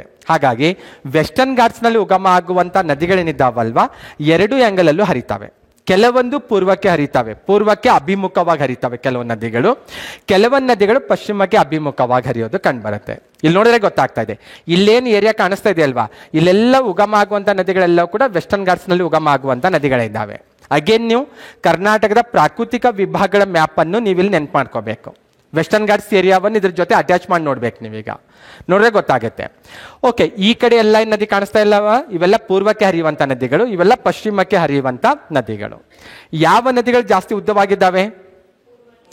ಈ ರೀತಿ ಕ್ವಶನ್ ಕೇಳ್ಬೋದು. ಕರ್ನಾಟಕ ಅಥವಾ ದಕ್ಷಿಣ ಭಾರತದಲ್ಲಿ ಪೂರ್ವಕ್ಕೆ ಹರಿಯುವ ನದಿಗಳು ಬಹಳ ಉದ್ದವಾಗಿ ಹರಿಯುತ್ತವೆ. ಸರಿನಾ? ಈ ಸ್ಟೇಟ್ಮೆಂಟ್ ಸರಿ ಇದೆನಾ? ಓಕೆ, ಕರ್ನಾಟಕದಲ್ಲಿ ಪಶ್ಚಿಮಾಭಿಮುಖವಾಗಿ ಹರಿಯುವಂಥ ನದಿಗಳಿಗೆ ಏರಿಯಾ ಬಹಳ ಲಿಮಿಟ್ ಆಗಿದೆ. ಒಪ್ಕೋತೀರಾ ಸ್ಟೇಟ್ಮೆಂಟು? ಕರ್ನಾಟಕದಲ್ಲಿ ಪಶ್ಚಿಮಾಭಿಮುಖವಾಗಿ ಹರಿಯುವಂಥ ನದಿಗಳು, ಪಶ್ಚಿಮಾಭಿಮುಖವಾಗಿ ಅಂದರೆ ಇವಿಷ್ಟು ನದಿಗಳೇನಿದಾವಲ್ವಾ, ಇವುಗಳಿಗೆ ಏರಿಯಾ ಬಹಳಷ್ಟು ವೈಡ್ ಆಗಿಲ್ಲ. ಒಪ್ಕೋತೀರಾ? ಒಪ್ಕೋಬೋದಾ? ಎಸ್, ಬಿಕಾಸ್ ಯಾಕಂದರೆ ವೆಸ್ಟರ್ನ್ ಘಾಟ್ಸ್ನ ವೆಸ್ಟ್ ಸೈಡಲ್ಲಿ ಬಹುತೇಕ ಹರಿಯೋದು. ವೆಸ್ಟ್ ಸೈಡಲ್ಲಿ ಸ್ವಲ್ಪ ದೂರ ಹೋದರೆ ನಮಗೇನು ಸಿಗುತ್ತೆ? ಅರಬ್ಬಿ ಸಮುದ್ರ ಸಿಗ್ಬಿಡುತ್ತೆ. ಏರಿಯಾ ಜಾಸ್ತಿ ಅವಕ್ಕೆ ವೈಡ್ ಆಗಿ ಇಲ್ಲ ಅಂತ ಹೇಳ್ಬೋದು. ಕ್ಲಿಯರ್ ಆಗುತ್ತಾ? ಈ ರೀತಿ ಬೈಫರ್ಗೇಷನ್ ಮಾಡಲಿಕ್ಕೆ ಬರಬೇಕು. ಮತ್ತೆ ನಿಮಗೆ ಎಕ್ಸಾಮಲ್ಲಿ ಬಹಳ ಸಿಂಪಲ್ ಆಗಿ ಕೇಳ್ತಾರೆ, ಒಂದು 4 ನದಿಗಳ ಹೆಸರು ಕೊಡ್ತಾರೆ ನಿಮಗೆ. ಘಟಪ್ರಭಾ ಕಾಣಿಸ್ತಾ ಇದೆ, ಇಲ್ಲಿ ತುಂಗಭದ್ರಾ ಕಾಣಿಸ್ತಾ ಇದೆ, ಇಲ್ಲೊಂದು ಕಾಳಿ ಅಂತ ಕಾಣಿಸ್ತಾ ಇದೆ, ಇಲ್ಲಿ ಹೇಮಾವತಿ ಕಾಣಿಸ್ತಾ ಇದೆ. 4 ನದಿಗಳಲ್ಲಿ ಯಾವ ನದಿ ಪಶ್ಚಿಮಕ್ಕೆ ಅಭಿಮುಖವಾಗಿ ಹರಿಯುತ್ತೆ ಅಂತ ಕೇಳ್ಬೋದು ನಿಮಗೆ. ಯಾವ್ಯಾವ ಹೇಳಿದೆ ನಾನು? ಘಟಪ್ರಭಾ ಹೇಳಿದೆ, ತುಂಗಭದ್ರಾ ಹೇಳಿದೆ, ಕಾಳಿ ಹೇಳಿದೆ ಮತ್ತು ಹೇಮಾವತಿ ಅಂತ ಹೇಳಿದೆ. ಕಾಳಿ ಪಶ್ಚಿಮಾಭಿಮುಖವಾಗಿ ಹರಿಯುತ್ತೆ. ಹಾಗಾಗಿ ನೀವು ಮ್ಯಾಪನ್ನು ನೀಟಾಗಿ ಅಬ್ಸರ್ವ್ ಮಾಡಬೇಕು. ಪಟ್ಟಿ ಮಾಡ್ಕೊಂಡು ಕುಂತ್ರೆ ಆಗಲ್ಲ ಇದು ಕತೆ ಎಲ್ಲ. ಮ್ಯಾಪನ್ನು ನೀಟಾಗಿ ಅಬ್ಸರ್ವ್ ಮಾಡಿ ಏನು ಮಾಡಬೇಕು, ಯಾವ ನದಿ ಯಾವ ಕಡೆ ಹರಿಯುತ್ತೆ ಅಂತ ಒಂದು ಪ್ರತಿದಿನ ಒಂದು 4 ಸರಿಯ ಮ್ಯಾಪನ್ನು ನೋಡಿದ್ರೆ ಒಂದು 10 ದಿನ ನೋಡ್ರಿ, ಆಮೇಲೆ ನೀವೇ ಪಾಠ ಮಾಡಲಿಕ್ಕೆ ರೆಡಿ ಆಗ್ತೀರಾ. ಏನೂ ಡೌಟ್ ಇಲ್ಲ. ಮ್ಯಾಪನ್ನು ನೋಡ್ತಾನೆ ಕ್ಲಿಯರ್ ಮಾಡ್ಕೋಬೋದು. ಹಾಗಾಗಿ ಅದ್ರ ಬಗ್ಗೆ ಕ್ಲಾರಿಟಿ ಇರಬೇಕು. ನದಿಗಳಿಗೆ ರಿಲೇಟೆಡ್ ಆಗಿ ಇನ್ನೊಂದು ಗೊತ್ತಿರ್ಬೇಕು ನಿಮಗೆ. ನದಿಗಳಿಗೆ ರಿಲೇಟೆಡ್ ಒಂದು ಸ್ವಲ್ಪ ಐಡಿಯಾ ಗೊತ್ತಾಯ್ತು. ಕಾವೇರಿ ಅಂತ ಓದ್ದೇವೆ, ಭೀಮಾ ಅಂತ ಓದ್ದೇವೆ, ಕೃಷ್ಣ, ಹೇಮಾವತಿ ಎಲ್ಲ ಓದ್ದೇವೆ ನಾವೀಗ. ನದಿ ವ್ಯವಸ್ಥೆ ಅಂತ ಬರುತ್ತೆ ಇನ್ನೊಂದು, ಮತ್ತೆ ಜಲಾನಯನ ಪ್ರದೇಶ ಅಂತ ಬರುತ್ತೆ. ಅದ್ರ ಬಗ್ಗೆ ಕ್ಲಾರಿಟಿ ಇರಬೇಕು. ನದಿ ವ್ಯವಸ್ಥೆ ಅಂದ್ರೆ ಏನು? ಒಂದು ನದಿ ಇರುತ್ತೆ, ಯಾವುದೋ ಒಂದು ನದಿ ಈ ರೀತಿ ಫ್ಲೋ ಆಗ್ತಾ ಇದೆ, ಅದಕ್ಕೆ ಸಾಕಷ್ಟು ಬೇರೆ ಬೇರೆ ನದಿಗಳು ಈ ರೀತಿ ಬಂದು ಜಾಯ್ನ್ ಆಗ್ತವೆ. ಇದೆಲ್ಲ ಏನು ವ್ಯವಸ್ಥೆ ಏನಿದೆ ಅಲ್ವಾ, ಇದಕ್ಕೆ ನದಿ ವ್ಯವಸ್ಥೆ ಅಂತ ಕರಿತೇವೆ. ನದಿ ಅಂದರೆ ಬರೀ ನದಿ, ಅದು ಅಷ್ಟೇ. ಕಾವೇರಿ ನದಿ ಅಂದರೆ ಕಾವೇರಿ ನದಿ. ಕಾವೇರಿ ನದಿ ವ್ಯವಸ್ಥೆ ಅಂದ್ರೇನು? ಕಾವೇರಿ ಮತ್ತು ಅದರ ಉಪನದಿಗಳು ಅವೆಲ್ಲವನ್ನು ಒಟ್ಟಾಗಿ ಕಾವೇರಿ ನದಿ ವ್ಯವಸ್ಥೆ ಅಂತ ಹೇಳೋದು. ಕಾವೇರಿ ನದಿ ವ್ಯವಸ್ಥೆಯಲ್ಲಿ ಕಾವೇರಿ ಬರುತ್ತೆ, ಹಾರಂಗಿ ಬರುತ್ತೆ, ಹೇಮಾವತಿ ಬರುತ್ತೆ, ಯಗಚಿ ಅಂತ ಕೇಳಿರ್ಬೋದು, ನಿಮ್ಗೇನು ಹೊಸದಲ್ಲ ಅದು, ಓಕೆನಾ? ಯಗಚಿ ಇರ್ಬೋದು, ಶಿಂಷಾ ಅಂತ ಕೇಳಿರ್ಬೋದು, ಅರ್ಕಾವತಿ ಕೇಳಿರ್ಬೋದು, ಲೋಕಪಾವನಿ ಕೇಳಿರ್ಬೋದು, ಲಕ್ಷ್ಮಣ ತೀರ್ಥ ಕೇಳಿರ್ಬೋದು, ಕಬಿನಿ, ನುಗು ಕೇಳಿರ್ಬೋದು, ಸುವರ್ಣವತಿ ಕೇಳಿರ ಹೆಸರಿವೆಲ್ಲ? ಓಕೆ, ಅನ್ಬೇಕು, ಇಲ್ಲಾಂದ್ರೆ ಇಲ್ಲ. ಓಕೆ, ಇವೆಲ್ಲವನ್ನು ಇವಿಷ್ಟೇ ಅಲ್ಲ, ಇನ್ನು ತಮಿಳ್ನಾಡಲ್ಲಿ ಹೋದಾಗ ಇನ್ನೂ ಸಿಗ್ತಾವೆ ನಮಗೆ. ಮೋಯರ್ ಸಿಗುತ್ತೆ, ಭವಾನಿ ಸಿಗುತ್ತೆ, ಅಮರಾವತಿ ಸಿಗುತ್ತೆ, ಇನ್ನೂ ಸಾಕಷ್ಟು ಇದ್ದಾವೆ. ಕಾವೇರಿ ನದಿ ವ್ಯವಸ್ಥೆ ಅಂದರೆ ಕಾವೇರಿ ಮತ್ತು ಅದರ ಉಪನದಿಗಳು ಒಟ್ಟಾಗಿ ಕಾವೇರಿ ನದಿ ವ್ಯವಸ್ಥೆ. ಕೃಷ್ಣಾ ನದಿ ವ್ಯವಸ್ಥೆ ಅಂದರೆ ಕೃಷ್ಣ ಮತ್ತು ಅದರ ಉಪನದಿಗಳನ್ನು ಒಟ್ಟಾಗಿ ಕೃಷ್ಣಾ ನದಿ ವ್ಯವಸ್ಥೆ ಅಂತ ಹೇಳೋದು. ಕ್ಲಿಯರ್ ಆಗುತ್ತಾ? ಓಕೆ, ನದಿ ಬೇರೆ, ನದಿ ವ್ಯವಸ್ಥೆ ಬೇರೆ. ಕ್ಲಿಯರ್ ಆಗಿರಬೇಕು. ನೀವೆಲ್ಲ ಯಾವ ನದಿ ವ್ಯವಸ್ಥೆಯಲ್ಲಿದ್ದೀರಿ? ಈ ಊರೆಲ್ಲ ಇರೋದು ಕಾವೇರಿ ನದಿ ವ್ಯವಸ್ಥೆಯಲ್ಲೇ ಇರೋದು ನಾವೀಗ. ಓಕೆ, ಫಾರ್ ಎಕ್ಸಾಂಪಲ್ ಇಲ್ಲಿ ಯಾವುದೊಂದು ಊರಿದೆ ಅಂತ ಇಟ್ಕೊಳ್ಳೋಣ ಈಗ. ಓಕೆನಾ. ಇಲ್ಲೊಂದು ಊರು, ಇಲ್ಲ ಒಂದು 4-5 ಪ್ಲೇಸಸ್ ಇದ್ದಾವೆ. ಇಲ್ಲಿ ಯಾವುದೋ ಸಣ್ಣ ಸಣ್ಣ ಹೊಳೆಗಳೆಲ್ಲ ಹರಿತಾವೆ, ಈಗ ಮಳೆ ಬಂದಾಗೆಲ್ಲ ಹರಿತಾ ಇರುತ್ತೆ. ಈ ನೀರೆಲ್ಲ ಹೋಗಿ ಸಣ್ಣ ಸಣ್ಣ ಹೊಳೆಗಳ ಮೂಲಕ ಇಲ್ಲೆಲ್ಲ ಸೇರ್ತಾ ಇರುತ್ತೆ, ಎಲ್ಲೆಲ್ಲೋ ಅಟ್ಯಾಚ್ ಆಗಿ ಸೇರ್ತಾ ಇರುತ್ತೆ. ಈ ರೀತಿ ಇದಿಷ್ಟು ಏರಿಯಾಕ್ಕೆ ನಾನೊಂದು ಬಾರ್ಡರ್ ಹಾಕ್ದಂತ ಇಟ್ಕೊಳ್ಳೋಣ. ಈ ರೀತಿ ಬಾರ್ಡರ್ ಹಾಕ್ದಂದ್ರೆ ಈ ಬಾರ್ಡರ್ ಒಳಗಡೆ ಇರುವಂಥ ಎಲ್ಲ ಏರಿಯಾ ಏನಿದೆ ಅಲ್ವಾ, ಇದಕ್ಕೆ ನಾನು ಏನಂತ ಕರೆಯೋದಂದ್ರೆ ಜಲಾನಯನ ಪ್ರದೇಶ ಅಥವಾ ರಿವರ್ ಬೇಸಿನ್ ಏರಿಯಾ ಅಂತ ಹೇಳೋದು. ಅರ್ಥ ಆಗ್ತಾ ಇದೆನಾ? ನದಿ ಅಂದರೆ ಕಾಮನ್ ನದಿ, ಅದು ಅದಕ್ಕೇನು ಡೆಫಿನೇಷನ್ ಬೇಕಾಗಿಲ್ಲ ನಮಗೆ ಕಾಂಪಿಟೇಟಿವ್ ಎಕ್ಸಾಮಲ್ಲಿ. ನದಿ ವ್ಯವಸ್ಥೆ ಅಂದ್ರೇನು? ಒಂದು ಮೇಜರ್ ನದಿ ಇರುತ್ತೆ, ಅದಕ್ಕೆ ಬಂದು ಸೇರುವಂಥ ಉಪನದಿಗಳಿಗೆಲ್ಲ ಸೇರ್ಕೊಂಡು ನದಿ ವ್ಯವಸ್ಥೆ ಅಂತೇವೆ. ಜಲಾನಯನ ಪ್ರದೇಶ ಅಥವಾ ರಿವರ್ ಬೇಸಿನ್ ಏರಿಯಾ ಅಂದ್ರೇನು? ಆ ನದಿಗಳಿಗೆ, ಅದರ ಉಪನದಿಗಳಿಗೆ ಎಲ್ಲೆಲ್ಲಿ ನೀರು ಬಂದು ಸೇರುತ್ತಲ್ಲ ಈಗ, ಓಕೆ, ಅದಕ್ಕೆಲ್ಲ ನನ್ನ ಬಾರ್ಡರ್, ಒಂದು ಎತ್ತರವಾದಂಥ ಪ್ರದೇಶದಿಂದ ಈ ಕಡೆ ಬಿದ್ದಿರುವಂಥ ನೀರೆಲ್ಲ ಈ ನದಿಗೆ ಬಂದು ಸೇರುತ್ತೆ, ಈ ಕಡೆ ಬಿದ್ದಿರುವಂಥ ನೀರೆಲ್ಲ ಇನ್ನೊಂದು ಯಾವುದೋ ನದಿಗೆ ಬಂದು ಸೇರ್ತಾ ಇರುತ್ತೆ. ಅದಕ್ಕೆ ನಾನು ಬಾರ್ಡರ್ ಹಾಕದಂದ್ರೆ, ಬಾರ್ಡರಿಂದ ಗುರುತಿಸ್ಕೊಂಡ್ರೆ ಅದಕ್ಕೆ ನಾನು ಜಲಾನಯನ ಪ್ರದೇಶ ಅಂತ ಹೇಳೋದು. ಏನಾದರೂ ಅರ್ಥ ಆಯ್ತಾ? ನೀವು ಎಸ್ ಅಂದ್ರೆ ಅದು ಅರ್ಥ ಆಗುತ್ತೆ, ಇಲ್ಲಾಂದ್ರೆ ಇಲ್ಲ. ಈಗ ಇನ್ನೊಂದ್ಸರಿ ಹೇಳ್ಬೇಕಾ? ಅದೇ ಸರ್, ನನಗೆ ಡೌಟ್ ಬರ್ತಾ ಇದೆ. ನಾನು ಆಯ್ತು, ಇನ್ನೊಂದು 10 ನಿಮಿಷ. ಇಲ್ಲ ಅಲ್ಲಲ್ಲ, ಯಾವಾಗಲೂ ಎಸ್ ಅಂತ ಹೇಳಂಗಿಲ್ಲ ನೀವು. ಕ್ಲಿಯರ್ ಆಯ್ತಾ ಏನಾದ್ರು? ಓಕೆ. ನದಿ ವ್ಯವಸ್ಥೆ ಅಂದ್ರೆ ಕ್ಲಿಯರ್ ಆಗಿದೆ ಅಂತ ಅನ್ಕೊಂಡೆ. ಜಲಾನಯನ ಪ್ರದೇಶ ಅಂದ್ರೆ ಏರಿಯಾ. ಇಡೀ ಕರ್ನಾಟಕವನ್ನು 7 ಜಲಾನಯನ ಪ್ರದೇಶಗಳಾಗಿ ಡಿವೈಡ್ ಮಾಡ್ತೇವೆ ನಾವು, ರಿವರ್ ಬೇಸಿನ್ ಏರಿಯಾ ಅಂತ. ಇಡೀ ಕರ್ನಾಟಕವನ್ನು 7 ರಿವರ್ ಬೇಸಿನ್ ಏರಿಯಾ ಅಂತ ಡಿವೈಡ್ ಮಾಡ್ತೇವೆ. ಎಲ್ಲಕ್ಕಿಂತ ದೊಡ್ಡದಾದ ಏರಿಯಾ ಕಾಣಿಸ್ತಾ ಇದೆ ನೋಡ್ರಿ, ಇಲ್ಲಿಂದ ಇಲ್ಲಿವರೆಗೂ ಇದೆ. ಯಾವ ಏರಿಯಾ ಇದು? ಯಾವ ನದಿ ಇರುತ್ತೆ ಇಲ್ಲಿ? ಕೃಷ್ಣಾ ನದಿ ವ್ಯವಸ್ಥೆ. ಇದು ಏರಿಯಾವನ್ನ ಕೃಷ್ಣಾ ಜಲಾನಯನ ಪ್ರದೇಶ. ಇಡೀ ಕರ್ನಾಟಕದಲ್ಲಿ ಅತಿ ದೊಡ್ಡದಾದಂಥ ರಿವರ್ ಬೇಸಿನ್ ಏರಿಯಾ, ಜಲಾನಯನ ಪ್ರದೇಶ ಯಾವುದಂದ್ರೆ Krishna river basin area. Hassan ಇದೇನಾ ಇದರಲ್ಲಿ ಏನಾದರೂ? ಅವಾಗ ನೀವು ಪಕ್ಕ ಐಡಿಯಾ ಇಲ್ಲ ನಿಮ್ಗಿನ್ನು. ಹಾಸನ್ ಪಾರ್ಷಲಿ ಏರಿಯಾ ಇದೆ ಕೃಷ್ಣಾದಲ್ಲಿ, ಕೃಷ್ಣಾದಲ್ಲೂ ಬರುತ್ತೆ ಪಾರ್ಷಲಿ ಏರಿಯಾ. ಕೃಷ್ಣಾ ನದಿ ಸ್ವಲ್ಪ ಯಾವ ಭಾಗ ಅಂತ ಹೇಳ್ಬೋದು? ಯಾರು ಗೊತ್ತಿದ್ಯಾ? ನಾವೆಂದೂ ಇರಲ್ಲ ಬಿಡಿ, ಅಕ್ಕಲ್ಗುಡ್ನವರು. ನಾವು ಕಾವೇರಿ ತೀರದಲ್ಲಿ ಇರೋದಲ್ಲ ಸರ್. ಹಾಗಾಗಿ ನಾನು ಕೇಳ್ತಾ ಇರೋದು ಕೃಷ್ಣಾ ನದಿಗೆ ಅಟ್ಯಾಚ್ ಅಂತ ಹೇಳಂಗಿಲ್ಲ ನೀವು. ಕೃಷ್ಣಾ ನದಿಗೆ ಇಲ್ಲಿ ಹಾಸನಲ್ಲಿ ಬಿದ್ದಿರುವಂಥ ಎಲ್ಲೋ ಮಳೆ ನೀರು ಕೂಡ ಒಂದು ಸ್ವಲ್ಪ ಅಟ್ಯಾಚ್ ಆಗಿ ಎಲ್ಲೆಲ್ಲೋ ಹೋಗೋದು ಕೃಷ್ಣಾಗೆ ಹೋಗಿ ಜಾಯಿನ್ ಆಗುತ್ತೆ.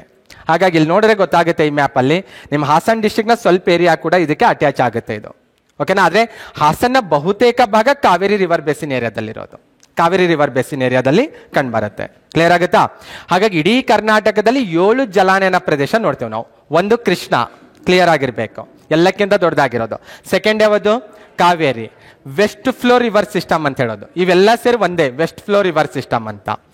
ಇಲ್ಲಿ ಉತ್ತರ ಪಿನಾಕಿನಿ ಅಂತ ಹೇಳ್ತೇವೆ, ದಕ್ಷಿಣ ಪಿನಾಕಿನಿ, ಪಾಲಾರ್ ಅಂತ, ಅಥವಾ ಇವು ಮೂರನ್ನು ಒಟ್ಟಾಗಿ ನಂದಿದುರ್ಗ ರಿವರ್ ಬೇಸಿನ್ ಏರಿಯಾ ಅಂತ ಕೂಡ ಹೇಳ್ಬೋದು ಬೇಕಾದ್ರೆ. ಮೇಲ್ಗಡೆ ಗೋದಾವರಿ ಬೇಸಿನ್ ಏರಿಯಾ ಅಂತ ಒಂದು ಸ್ವಲ್ಪ ಏರಿಯಾ ಬೀದರ್ ಡಿಸ್ಟ್ರಿಕ್ಟ್ ಅಟ್ಯಾಚ್ ಆಗಿದೆ ಒಂದು ಸ್ವಲ್ಪ. ಗೋದಾವರಿ ನದಿ ಅಲ್ಲ, Godavari river basin area. River basin area ಅಂದ್ರೆ ಏನು? ಈ ಭಾಗದಲ್ಲಿ ಬಿದ್ದಿರುವಂಥ ಮಳೆ ನೀರು ಅಥವಾ ಹಳ್ಳ ಕೊಳ್ಳಗಳ ನೀರು ಎಲ್ಲೋ ಹೋಗಿ ಜಾಯಿನ್ ಆಗುತ್ತೆ ಗೋದಾವರಿಗೆ. ಮಾಂಜ್ರಾ ಅಂತ ಹೋದೆವು, ನೆನಪಿದೇನಾ ಸ್ಟಾರ್ಟಿಂಗಲ್ಲಿ? ಮಾಂಜ್ರಾ ಗೋದಾವರಿಯ ಉಪನದಿ, ಅದು ಮಾಂಜ್ರಾ ಬೀದರ್ ಡಿಸ್ಟಿಕ್ ಅಲ್ಲಿ ಹರಿಯೋದದು, ಮಹಾರಾಷ್ಟ್ರದಿಂದ ಬರುತ್ತೆ ಅದು ಸೆಕೆಂಡ್ರಿ. ಈ ರೀತಿ 7 ಜಲಾನಯನ ಪ್ರದೇಶಗಳನ್ನು ಕರ್ನಾಟಕದಲ್ಲಿ ಕಾಣ್ತೇವೆ. ಅತಿ ದೊಡ್ಡದು ಯಾವುದು? Krishna. Second Kaveri, west flow, Uttara Pinakini, Godavari, ದಕ್ಷಿಣ ಪಿನಾಕಿನಿ ಮತ್ತು ಪಾಲಾರ್ ಅಂತ 7. ಇವು 7 ಕರೆಕ್ಟಾಗಿ ನೆನ್ಪಿಟ್ಕೊಂಡ್ರೆ ಇಡೀ ಕರ್ನಾಟಕದ ಎಲ್ಲ ನದಿಗಳು ಅದರೊಳಗಡೆನೆ ಬಂದ್ಬಿಡೋದು. ಕ್ಲಿಯರ್ ಆಗಿ ಗೊತ್ತಿರ್ಬೇಕು ನಿಮಗೆ. ಅರ್ಥ ಆಗುತ್ತೆ ಹೇಳೋದು? ಇನ್ನೊಂದ್ಸರಿ ರೀಕಾಲ್ ಮಾಡಬೇಕಾ? ಆಗಿದೆನಾ? ಓಕೆ, ಬಿಟ್ರೆ ಸಾಕಿನ್ನೇನಿಲ್ಲ. ಆಯ್ತು ಅನ್ನೋದು 5 ನಿಮಿಷ. Okay okay okay. ನದಿ ವ್ಯವಸ್ಥೆ ಅಂದರೆ ಒಂದು ಬೇಕಾದ್ರೆ ಎಕ್ಸಾಂಪಲ್ ತೋರಿಸ್ತೀನಿ ನೋಡ್ರಿ. ಇಲ್ಲಿ ಕಾವೇರಿ ಕಾಣಿಸ್ತಾ ಇದೆ ನಮಗೆ. ಈಗ ಕಾವೇರಿ ಇದೆ, ಕಾವೇರಿಯ ಉಪನದಿಗಳೆಲ್ಲ ಅಕ್ಕಪಕ್ಕದಲ್ಲಿ ಕಾಣಿಸ್ತಾ ಇದ್ದಾವಲ್ಲ, ಅವೆಲ್ಲವನ್ನು ಒಟ್ಟಾಗಿ ಕಾವೇರಿ ನದಿ ವ್ಯವಸ್ಥೆ ಅಂತ ಹೇಳೋದು. ಇದು ಕರ್ನಾಟಕ ಅಷ್ಟೇ ಲಿಮಿಟ್ ಆಗಿರೋದು. ಕಾವೇರಿ ಕರ್ನಾಟಕ ಅಷ್ಟೇ ಅಲ್ಲ, ಈವನ್ ನಾವು ನೆಕ್ಸ್ಟ್ ತಮಿಳ್ನಾಡಲ್ಲಿ ಕೂಡ ಆ ನದಿ ವ್ಯವಸ್ಥೆಯನ್ನು ನೋಡ್ಬೋದಾಗಿದೆ. ಓಕೆ, ಫಸ್ಟ್ ಆಫ್ ಆಲ್ ಯಾವ್ದು ನೋಡೋಣ? ಈಗ ಕೃಷ್ಣ ನೋಡೋಣ, ಕಾವೇರಿ ಒಂದು ಯಾವ್ದಾದ್ರು ಒಂದು ಆಗುತ್ತೆ. ಈಗ ಕಾವೇರಿ ನೋಡೋಣ. ಓಕೆ, ಯಾಕಂದ್ರೆ ಅದು ನಮ್ಮ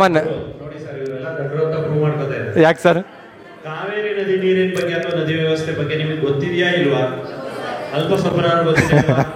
ಯಾವಾಗಲೂ ನಮಗೆ ಗೊತ್ತಿರೋದಕ್ಕಿಂತ ಜಾಸ್ತಿ ಯಾವ್ದು ತಿಳ್ಕೋಬೇಕು? ಓಕೆ, ಹಾಗಾದ್ರೆ ಇಲ್ಲ ಸರ್, ಯಾವುದಕ್ಕೂ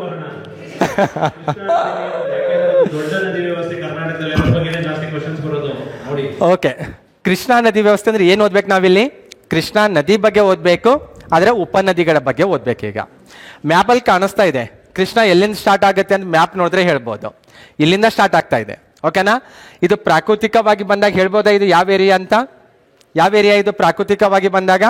ವೆಸ್ಟರ್ನ್ ಘಾಟ್ಸ್ ಏರಿಯಾ. ಕರ್ನಾಟಕದಲ್ಲಿ ಅಷ್ಟೇ ಅಲ್ಲ, ವೆಸ್ಟರ್ನ್ ಘಾಟ್ ಗೊತ್ತಲ್ಲ, ಅಪ್ ಟು ನಿಮಗೆ ಇಲ್ಲಿವರೆಗೂ ಹರಡಿದೆ ಅದು.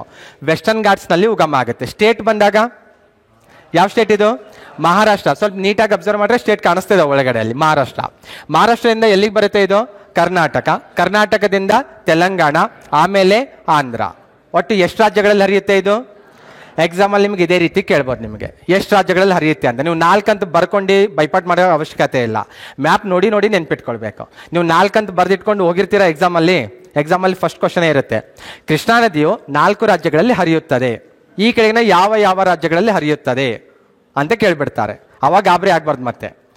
ಓಕೆ, ಓದೋ ಟೈಮಿಗೆ ಆಂಧ್ರ, ತೆಲಂಗಾಣ, ಕರ್ನಾಟಕ, ಮಹಾರಾಷ್ಟ್ರ ಹೆಂಗೋ ಓದ್ಕೊಂಡು ಹೋಗೋದಲ್ಲ, ನೀವು ಹೆಂಗೋ ಓದ್ಕೊಂಡು ಹೋಗಿರ್ತೀರಾ. ನೆಕ್ಸ್ಟ್ ಎಕ್ಸಾಮಲ್ಲಿ ಫಸ್ಟ್ ಕ್ವಶನ್ ಮತ್ತೆ ಅದೇ ಬರುತ್ತೆ. ಕೃಷ್ಣಾ ನದಿಯು 4 ರಾಜ್ಯಗಳಲ್ಲಿ ಹರಿಯುತ್ತದೆ, ಆ ರಾಜ್ಯಗಳನ್ನು ಅನುಕ್ರಮವಾಗಿ ಜೋಡಿಸಿ ಅಂತ ಕೇಳ್ತಾರೆ ನಿಮಗೆ. ಫಸ್ಟ್ ಎಲ್ಲಿಂದ ಆರಂಭ ಆಗೋದದು?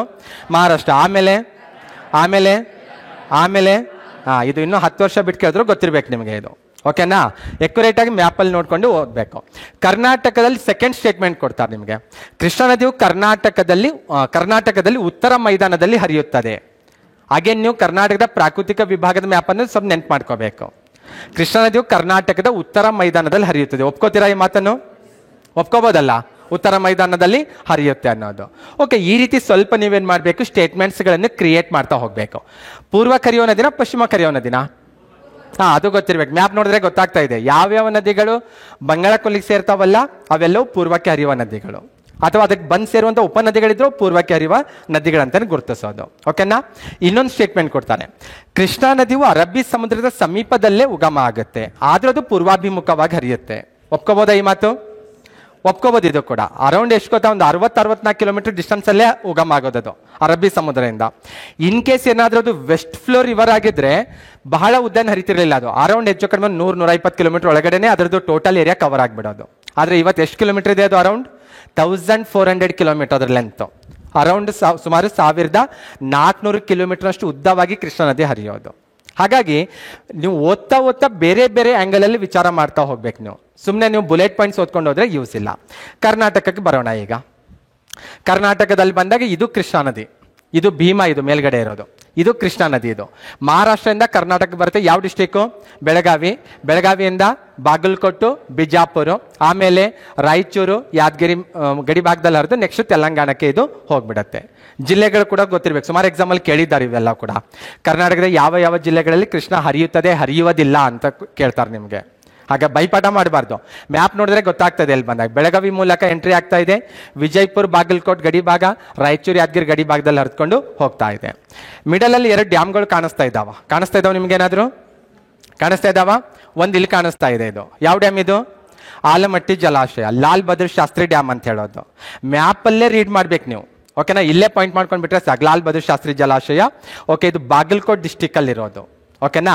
ಮುಂದೆ ಹೋದ್ರೆ ಇನ್ನೊಂದು ಜಲಾಶಯ ಕಾಣಿಸ್ತಾ ಇದೆ ನಮಗೆ. ಇದು ಯಾವುದಿದು? ನಾರಾಯಣಪುರ ಜಲಾಶಯ ಅಂತ, ಬಸವಸಾಗರ ಜಲಾಶಯ ಅಂತ ಹೇಳೋದು. ಇದು ಯಾದಗಿರಿ ಜಿಲ್ಲೆಯಲ್ಲಿರುವಂಥದ್ದು.